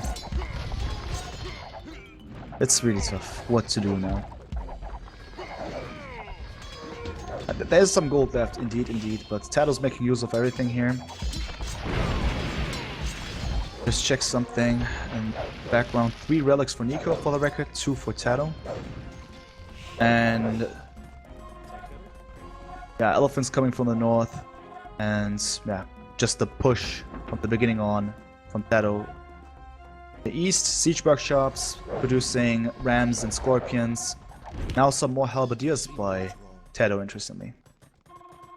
Yeah, now we have light cap being transitioned from TaToH. So I think maybe if this game went late game and both players had equal resources, maybe the Huns could do something against the Khmer. You know, good chance. But TaToH has the extra resources. He has the extra gold. He has the extra stone. And he has the map control, so he can raid from every angle. Pretty much. And what we always like to say is Huns without gold. It's not ideal at all. When they have to shift into the trash. Oh, it's better than Khmer without gold. True as well. And in this case, the Khmer guy has all the gold that he needs. Therefore, it's an awkward situation, but at least we see quite some heavy demo ships once again by Nicov. They're just going for, what is that? Halberdiers and a couple of heavy scorpions. Not the best trade there. And he's not in a situation where he can just trade like that. Getting more and more gold for a couple of enemy trash units. But at least I feel that the push from the east, the little part of the map here, TaToH is not producing so many units. What does it do actually? What is the plan now? From TaToH, well, it looks like Nicov is actually able to take over the middle again. TaToH running really low on gold, I think. I think that's why he's not able to have as many elephants as he was. So Nicov has control of the hill. Now TaToH's trying a different approach. He's going to try to raid. I really hate the castle from Nicov on the bottom. It's in the corner. The castle should have been on top of that hill next to all those farms on Nikov's base. Oh yeah, I see. Well, it is currently an interesting situation because Nicov also has top score for the records. Just isn't over. Well, it looks like TaToH ran out of momentum. Sure, and that is quite interesting because he actually has those extra resources, but they just don't provide him with too much income here. I think it's the gold. I think he doesn't. I think he's obviously the food is the same. He's investing a lot of food into light cav when it normally would go into elephants, but just doesn't have enough gold for the heavy scorpions and for the battle elephants. I wonder because TaToH's actually having enough resources to click to imp if this was a regular game. Now we see galleons. Galleons, man. This is crazy. What is this game? This is crazy. No, this game was supposed to be over. This game was way over. Yeah, but the game just changed. I guess as soon as TaToH couldn't get enough gold. It's so strange because he actually has the goals, as in the. Oh, he's got 1,000. You're right. Yeah. Yeah, but it's still strange. I mean, you're correct by saying this, but what is he doing with his resources? He has 1k gold. He's now spending it a tiny bit. Well, he's investing into Galleon now. So it's Galleon and light cav. Galleon and light cav, man. And Nicov getting up a castle right where I thought he was going to be, defending that area. Right now it's 80 versus 125. Really don't count Tanner out. He's still got a much better economy, and that's going to help pay off. So Nicov is going to have to hold his ground and rebuild his economy. That's the plan. That is what he's supposed to do. Pick out if those galleons will make a change here. It's so interesting that he's actually going for that strat. Is it a masterpiece? Is it going to work? He's on the hill now. It's a strong unit. It's very good. Here comes more demos from Nicov. Demos are they the MVP of this matchup? Maybe. I don't know. I wonder where they're going now to the north. That is. Yeah. Okay, not moving anymore. Now TaToH's attacking once again.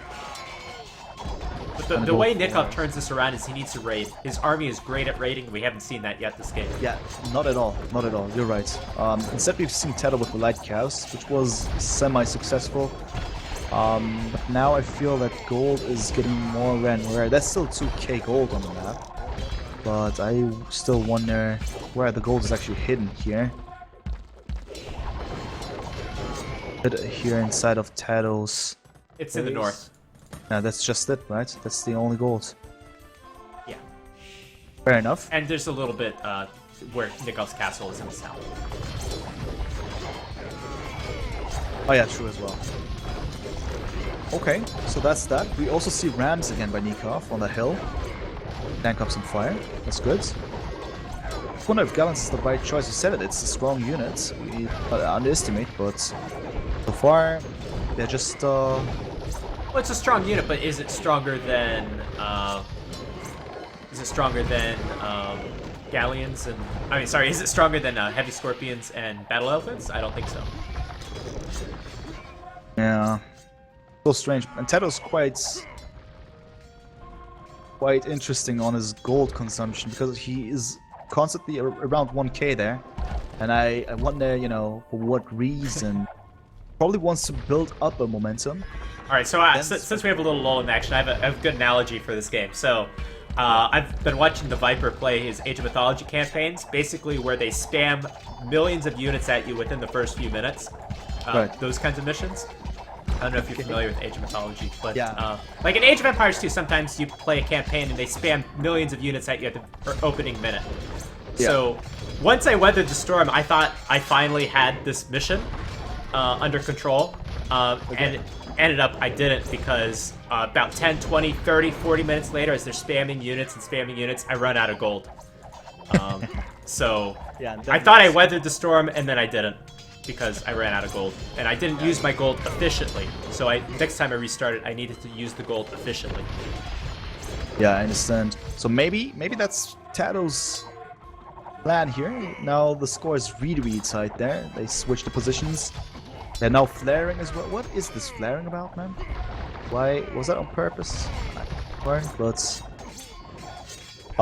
fair enough. So that is one thing. We see skirmishes on Earth, but fair enough as well, I guess. Maybe against enemy halberdiers. Is that the idea? Well, at this point, there's no gold left, so it's going to be... if this really goes down to 0 gold, and it's getting pretty close to it, there's a little bit left, there's a few relics, but if this gets down to 0 gold, the Huns probably have better trash. They most definitely do.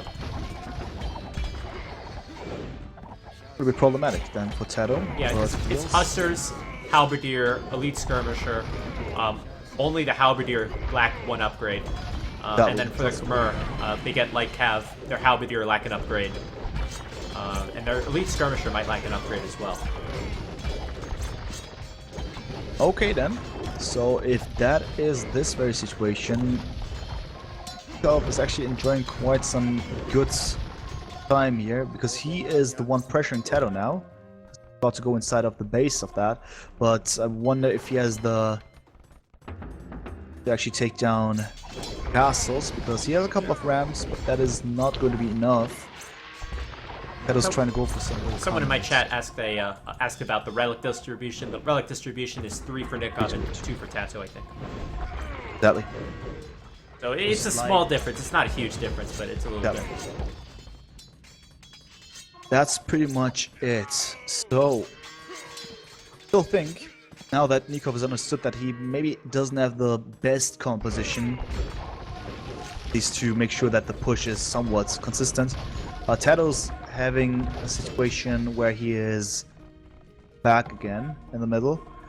But I wonder if the situation would have changed if one of them would have dropped the castle in the middle as well. I just yeah, that would have been very good. And both players have access to a castle. They have enough stone for a castle. Yeah, that's it.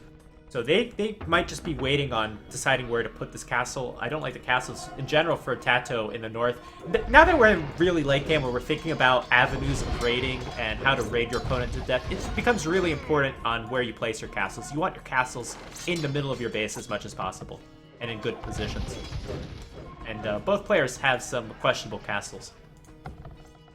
Because they have to act fast, I guess, and then, you know, awkward. Maybe that's the reason. Yeah, of course. Just for the records, there's a bit of raiding on the right-hand side of the map. Nicov has killed quite some those there with his Cav Watchers. They're doing quite some work, as well as the Hussars. Yeah, they are. I completely missed it, and I'm sure TaToH missed it as well. Yeah, I mean, that can happen. It's not ideal, but the Ballista Elephant is there to save the day, it seems. That we see it. But yeah, if we just look at the facts, if we look at the numbers, yeah, it seems that Nicov has more army. Just a bit, now it's quite equal. But quite some food on the bank for TaToH. And also gold once again. Still really careful with the gold consumption. The way how he uses it. Probably waits for more of a reason.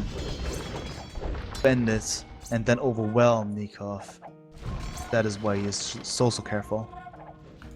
Well, it's still problem. I think that castle is new for TaToH on the bottom, and it's a very good position. If he can keep it up, there are siege rams around for Nicov, but that position is great because it enables him to raid from that south side and keep control of the wood. Wood might be a problem later on in this game as well. Yeah, you're right. That is already getting a problem in the north. I mean, not in the north, but northwest of the map, where Nicov has his wood mine. Those rams, we've seen trebuchets and scorpions and halberdiers by TaToH. That is going to be problematic for Nicov at that point. And as I said, probably in 10-15 minutes, wood will really become a rare sight inside of their bases, so they have to move to the middle with their villagers, and that might be some good situation for their military units. Of military now, the Galleons are moving to the south of the map, wondering if they're gonna find some victims.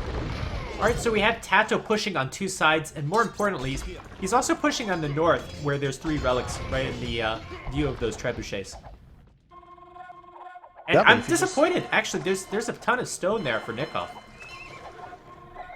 True as well. There's really a lot, man. Refuse it. Doesn't do it yet. Those traps just take down the monastery would be ideal as well. Demolition ships not successful. Hussars on the way as well to take down the trebuchets, which is really important. Nicov aware of the situation that the monastery is maybe not ideal now, position-wise. Therefore, trying to take it down. But in the south, it's not too ideal for him neither. The Galleons doing some work, taking down halberdiers, and about to go deeper inside of the base of Nicov. I'm wondering if, you know, Nicov has access to pretty good galleons as well. I'm wondering if Nicov should add a few, but we haven't seen that quite yet.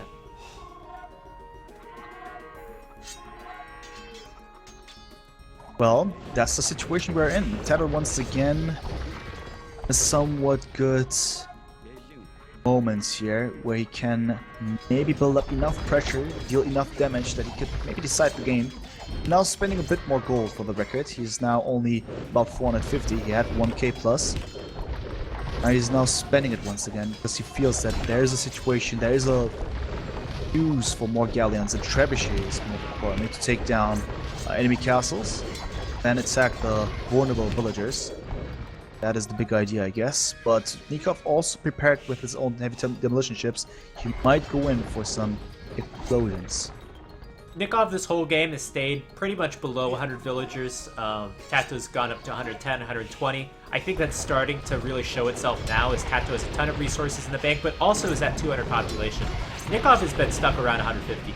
And if he's still stuck at 150 when he's getting raided like this, it might be a good game. Yeah, that's it. He's being raided. At least Nicov is raiding as well now, but the... Not really, though. Just a little. There we go, GG. That's taking care of that, and it's over. So interesting. Game almost had a comeback. Almost had one. Yeah, I was going to say, almost had a comeback here, because it seemed as if TaToH was about to crumble there, all of a sudden, losing his momentum, and Nicov successfully pushing back. That was a good job from him. But still, TaToH then actually, as you said it, with your analogy there, maybe just waiting for the right That moment. was a terrible analogy. I just wanted to give a shout out to I just was Age of Mythology. That's all. Yeah, fair enough. But still, I liked it. And in this case, TaToH actually waiting for the right moment and then striking back. And as we see, was enough, meaning that the score now 3-2. And it is actually a match point game, the next one for TaToH, right? Yes, it will be. Fighting the upper water and the lower water, so to speak, is actually passable for ships. So there's actually some shallow as well. That's beach. They can actually travel over the sand. So I'm in my capture age. I can't really use it. Oh, you're not in yet? I mean, yeah, join whenever you can. I will be there. But yeah, that's the very situation we're in, and both players can actually go for some fast castle if they wanted to, because yeah, you have this interesting design where you can wall yourself up, but in most of the cases we see the players actually going for, actually they choose Mongols. That is quite a nice thing because you have a lot of hunts. Then you can start the game with early fuel pressure, later on transition into mag dice, especially if you have map control. Until then, that would be really good. Map control anywhere in this game, really important, just like on any other map, but in this case also really deciding who has access to the middle part, which is not as big because it's limited due to the water on the sides. There's all the extra gold and stone. Someone taking this area will be rewarded with a lot of extra income, therefore might even win a game like that. Something to keep in mind. Yeah, so Japanese, Italians, so yeah, it was that matchup, of course, that we predicted. And so Dock going up in the north for TaToH. Looks like Nicov will also go for a northern Dock if that villager building a house is any indication, which means that both players will be on the same northern side. Again, really going to depend on scouting to see how good the Italians' rush will be. And the Japanese, of course, have to play defensive. Yeah, you're right. I mean, that's going to be quite interesting to see. Nicov at this point is just pushing the deer here. I mean, it's actually quite good as the deer spawns extremely close to the TC, so why not, right? So yeah, but then I want to see the scout actually doing some work, as in going to the front, because he's going to need that. Otherwise, why did you choose Italians, right? Yeah, and Nicov, the key here is he doesn't need to lure all the deer, he just needs to lure enough to go to the feudal age, and then after that needs to go scout out his opponent. Yeah. That's it. So there we go. He's finally going for it, spreading out with the scouts. On the way, probably going to meet up with a Commodore Dragon or two. And then, important as I said, to find the stock. It's on the right-hand side, where TaToH's actually walling himself up for the records. Left-hand side currently not being touched by any of the players. This is something that Nicov is going to find out about very soon. And TaToH's deer luring skills, not as 2K as Nikov's. TaToH going to lure that deer from that deer all the way over there. It's actually kind of a big deal. He wants to get up to the next age as fast as possible. That's not too ideal. I mean, especially on a map where it matters quite heavily on water. It's quite important. And facing the Italians, I mean, it's your best advice to actually be up as early as possible as well. We see now Nicov getting a loom, and most likely he's going to click up after that one. And then I'm curious if he's going to find his opponent's dock. He can now probably anticipate. No, he actually doesn't know about it, as he's not been to the left-hand side of TaToH's base. He doesn't know that the docks is actually not there, but he's now going to the right-hand side, and he will probably see Palisade. Maybe if he's lucky, he's going to even see the dock, and if not, he can maybe anticipate it. We'll check it out. Nicov now on the way to the next stage. There's a difference of roughly 33 seconds and their uptimes. Yeah, that 33 seconds could be very beneficial for Nicov. The rush distance is kind of large on this map anyway, though, so TaToH might be able to defend. So either way, I think that might be an advantage Japanese. Nikov's kind of scouting around a little bit with this villager. I think she's just going to build another dock there. Yeah, I think so as well.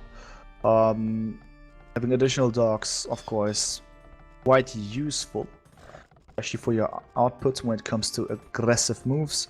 There we see it. Nicov is now going inside of the base of TaToH, and he is about to find it. Oh my god, man, he's just dock. Are you for real? Oh, come on. I mean, he can anticipate from the Palisades, though, that there's a dock, right? Would you think like that? If you see Palisades of You TaToH would, but like you'd that? still want to see it. Yeah, right? There we go. Okay, but now he's gonna find it. Perfect. Okay. In the meantime, the second dock is up. The villager now being harassed by the Komodo Dragon. Fair enough. Fire ships in the making, and that's it. That's gonna be the Italians' gameplay. Early aggression on water. And let's see what TaToH's gonna do about it, who is now reaching next stage. And as you said it, probably more defensively playing, and he's going for archers. Well, is he giving up on water? Because that's kind of what going for archers from 2 archer ranges tells me. Or an archer range and a blacksmith. I mean, that's so interesting. It makes I don't like that decision, because he's in a good position now. He's not taken any aggression so far. The rush distance is larger than I thought. Yeah. And I think he could go for water and keep his fishing ships alive. Yeah, he sure could do that, but... But this is kind of like TaToH. TaToH really likes land aggression on water maps. Yeah. It's so interesting to see it. I just wonder if it's going to be effective, this choice. That's why I remained calm there for a second, not saying anything, because... Yeah, okay, so the first archer is there, second one in the making very soon, but how is that going to solve the issue with the 4 fishing boats down the right? They will be taken down after some time. There's no resistance, at least, okay, fair enough. A fire galley finally in the making, but that's definitely really passive there. Really passive. Yeah, and now Nicov seeing the archery range of TaToH. And... Importance. What is it? Really important. Oh, wait. He didn't see it, actually. Oh my god, man. Just barely missing. Important, man. And TaToH looks like going to lose his fishing ships. I thought maybe he was going to transition to the south. Now TaToH finally making a fire galley. He's got 3 archers. He's going to try to do some damage with these archers. And so far, no reaction from Nicov. Nicov is just going to have to defend this with ships. Yeah, what is this going to be? By the way, Dames, thank you so much for the sub. Appreciate it. But, man, those are, I mean, archers on a large map with a big rush distance. Be back I one hate second. to see that. Yeah, I hate to see this. And it's not going too well here. That is going to be just awkward to say this. Say this nicely here. What is this with the watchtower? Still not being made, interestingly. And finally, the army is moving towards Nikov's base, but without being spotted, interestingly. So let's check this one out. But here comes those archers. Going to go straight for the gold. That's a great place to attack. And you know, there is a fragment of a tower just behind the mill of Nicov. 1 HP. But, yeah, what is Wait, that about? is What it? is that about? You know, why did he do this? Just in case he's going to be attacked, but this is quite a surprise. Losing a villager.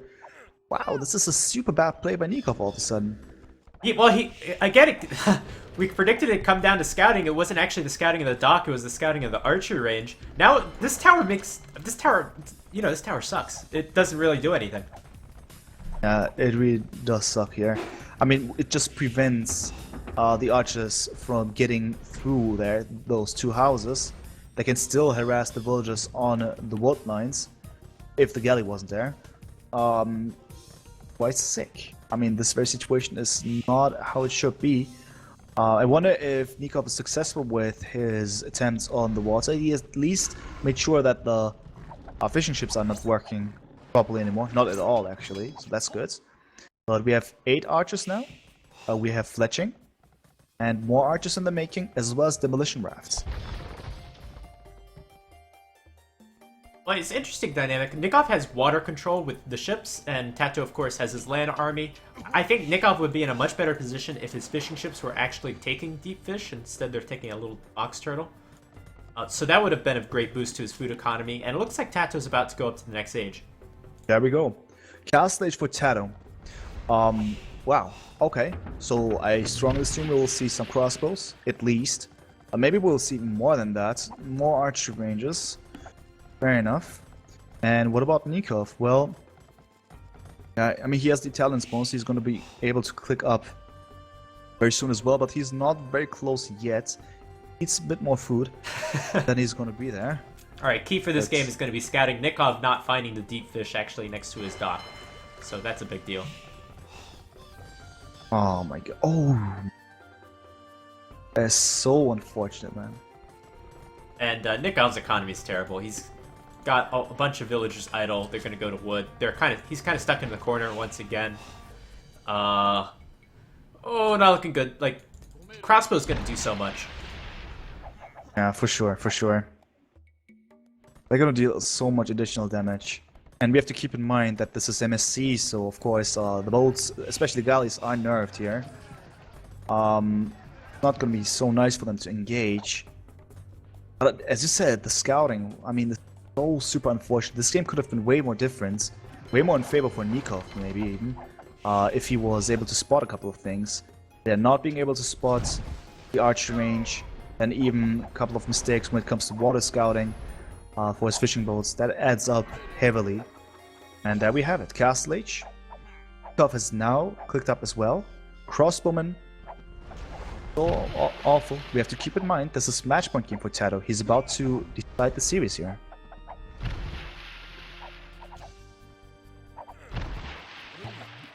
Yeah, I'm the just Navy's watching also not the archers just go to town on the demos. I tuned out for a second. Yeah, all good, all good. Crossbowman now, Bodkin Arrow very soon. Yeah, what now, man? Stone walls for Nicov. Once again, just stuck inside of his own base. No real map control, but nice explosion by demolition raft. Quite some low HP crossbows, and 4 crossbows went down. Importance. I honestly, I went to look at the stone walls because I didn't think the demo would hit because it almost never does. But, yeah, that was a bad decision. Really did. Yeah, I mean, yeah, happens. But fair enough. Still problematic. What is this next tower by Nicov, by the way, next to the golds? Do you like the position of that? I don't know. I don't think so. I mean, it protects right inside even further on, but I don't know, man. That is not good. Not good. Alright, so at least... So, things going for Nicov. Well, he's got 3 docks. He has a few galleys. That can be very strong.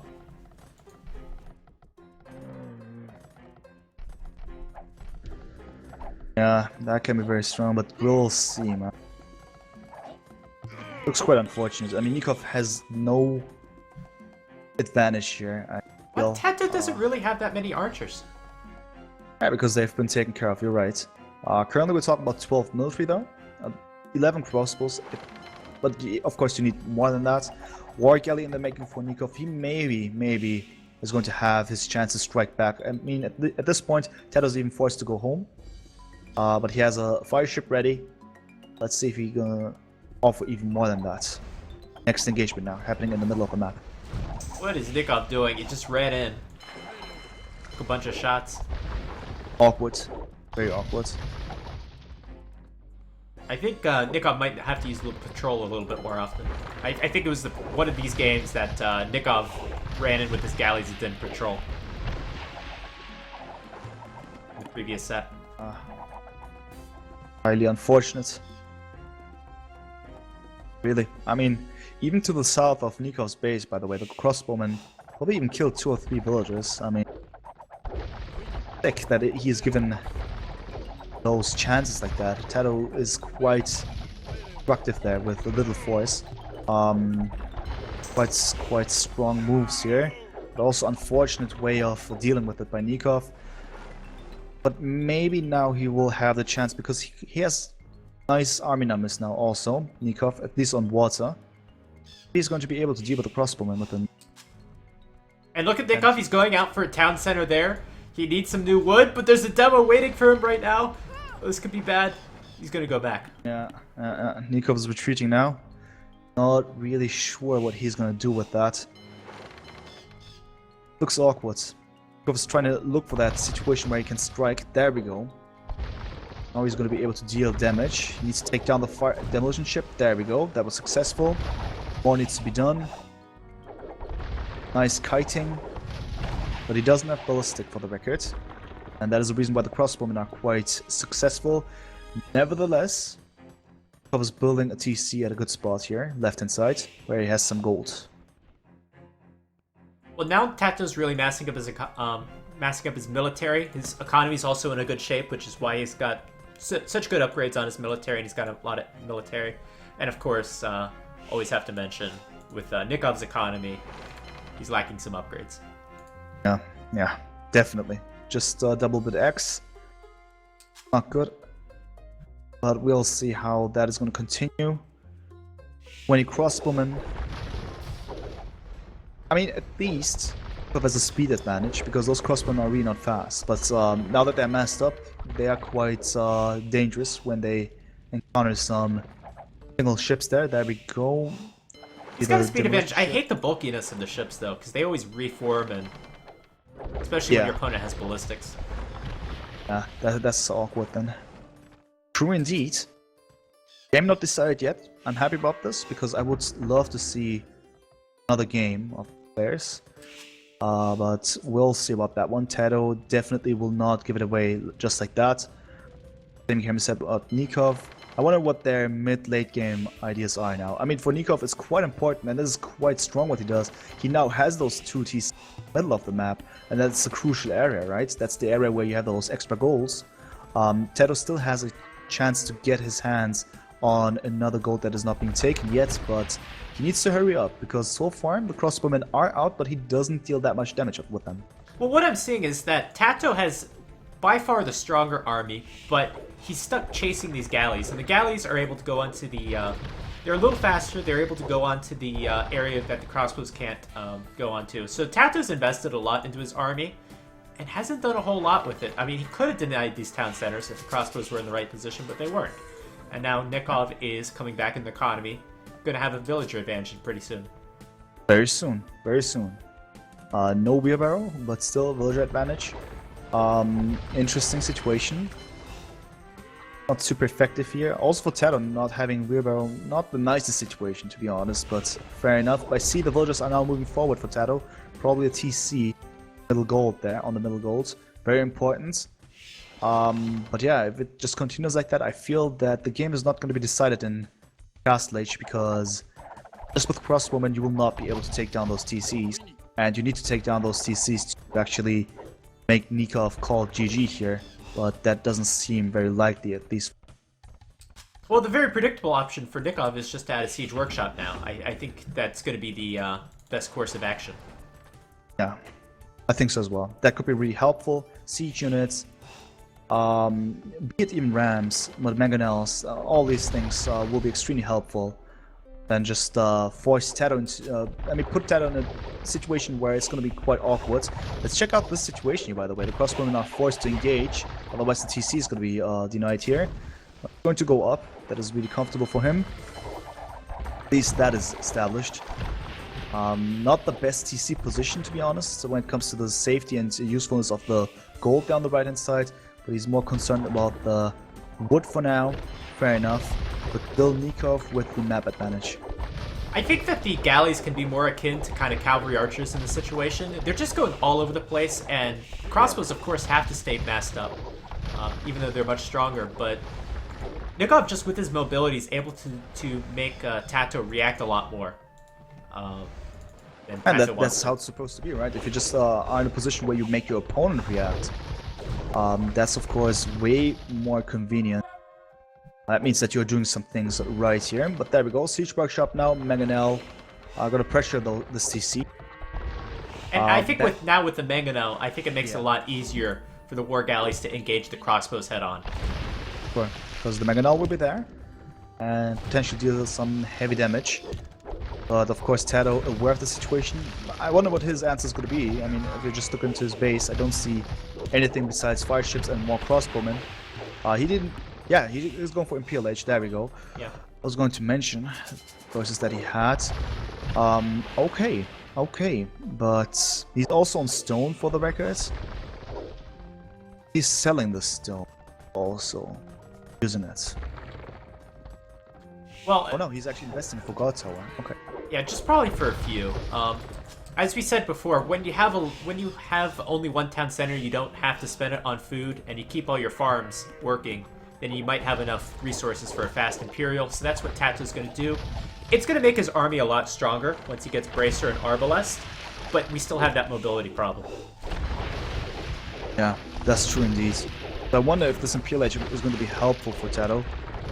He at least has guard towers now, but not entirely sure if that is going to be the game changer. The TC is down. That's really not so good for the Spanish player here. Well, sticks now for Nicov. By the way, just I love mentioning it again. The economy upgrades, especially for Nicov. Pain at this point. We need a drinking game every time that Nicov doesn't get one of these upgrades by the recommended time. Have a drink. But then it would be an accidental drunk stream, I guess. Drunk co-stream here because. Definitely not for us. For viewers, I suppose. Definitely. Oh, yeah, it would get us banned, but. Exactly. So yeah, it's not looking good. TaToH has no more map control. As in, yeah, he at least has those two guard towers. Fair enough. But yeah, where's the extra gold gonna go? Where's it gonna come from? He has what, maybe 1k gold on that safe spot of his. Yeah. That's it. Besides that, he's gonna need to hurry up. Fast fire ships now. Nicov is not there yet, but he's gonna click up very soon as well.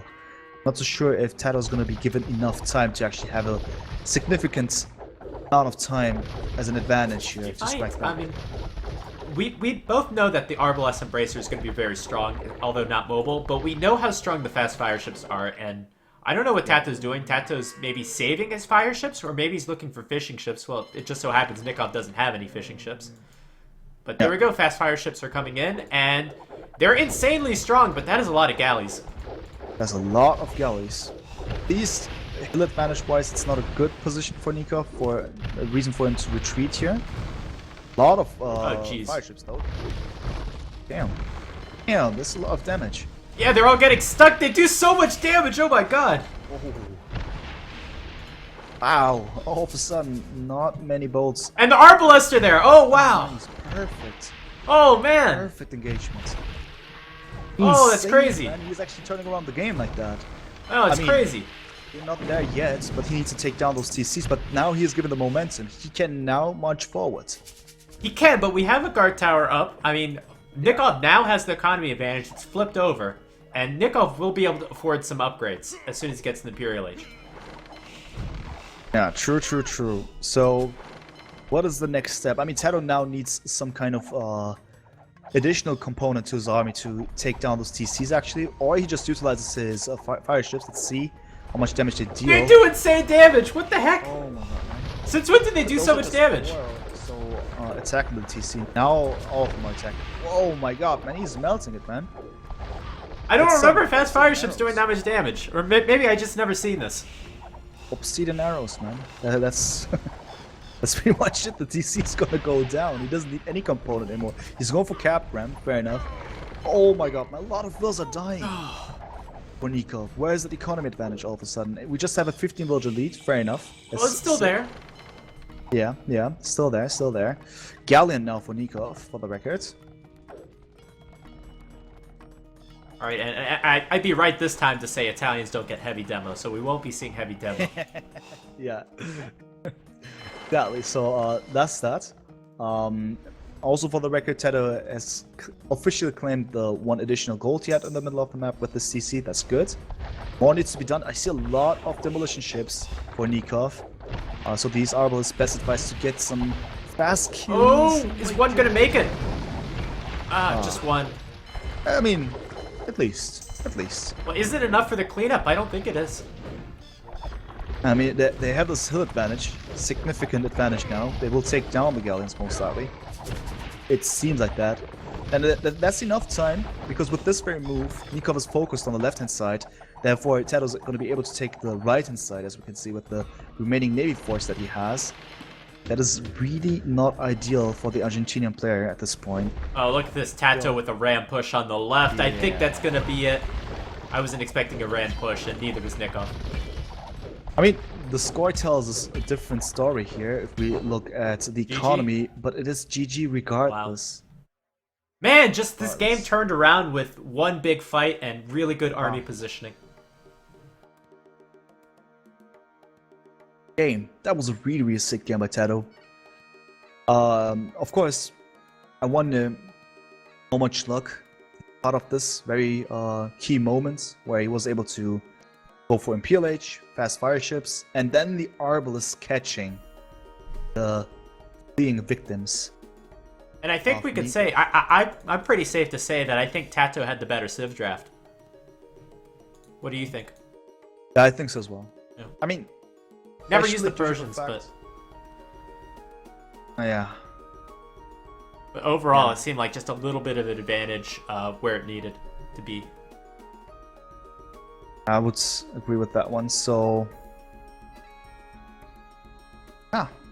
big game by TaToH. There's nothing else I can say. I mean, both played really strong here. There were good games here in the whole series. The first two games were insane, right? Really quick games, really cold-hearted gameplay, fast execution. A lot of fun to see it happening. But in the end, it seemed that TaToH was more determined and stronger Civ draft. He had some very calculated ideas in his mind. Crucial games. Therefore, successfully made it, survived the quarterfinals, and he's going to move to the semifinals.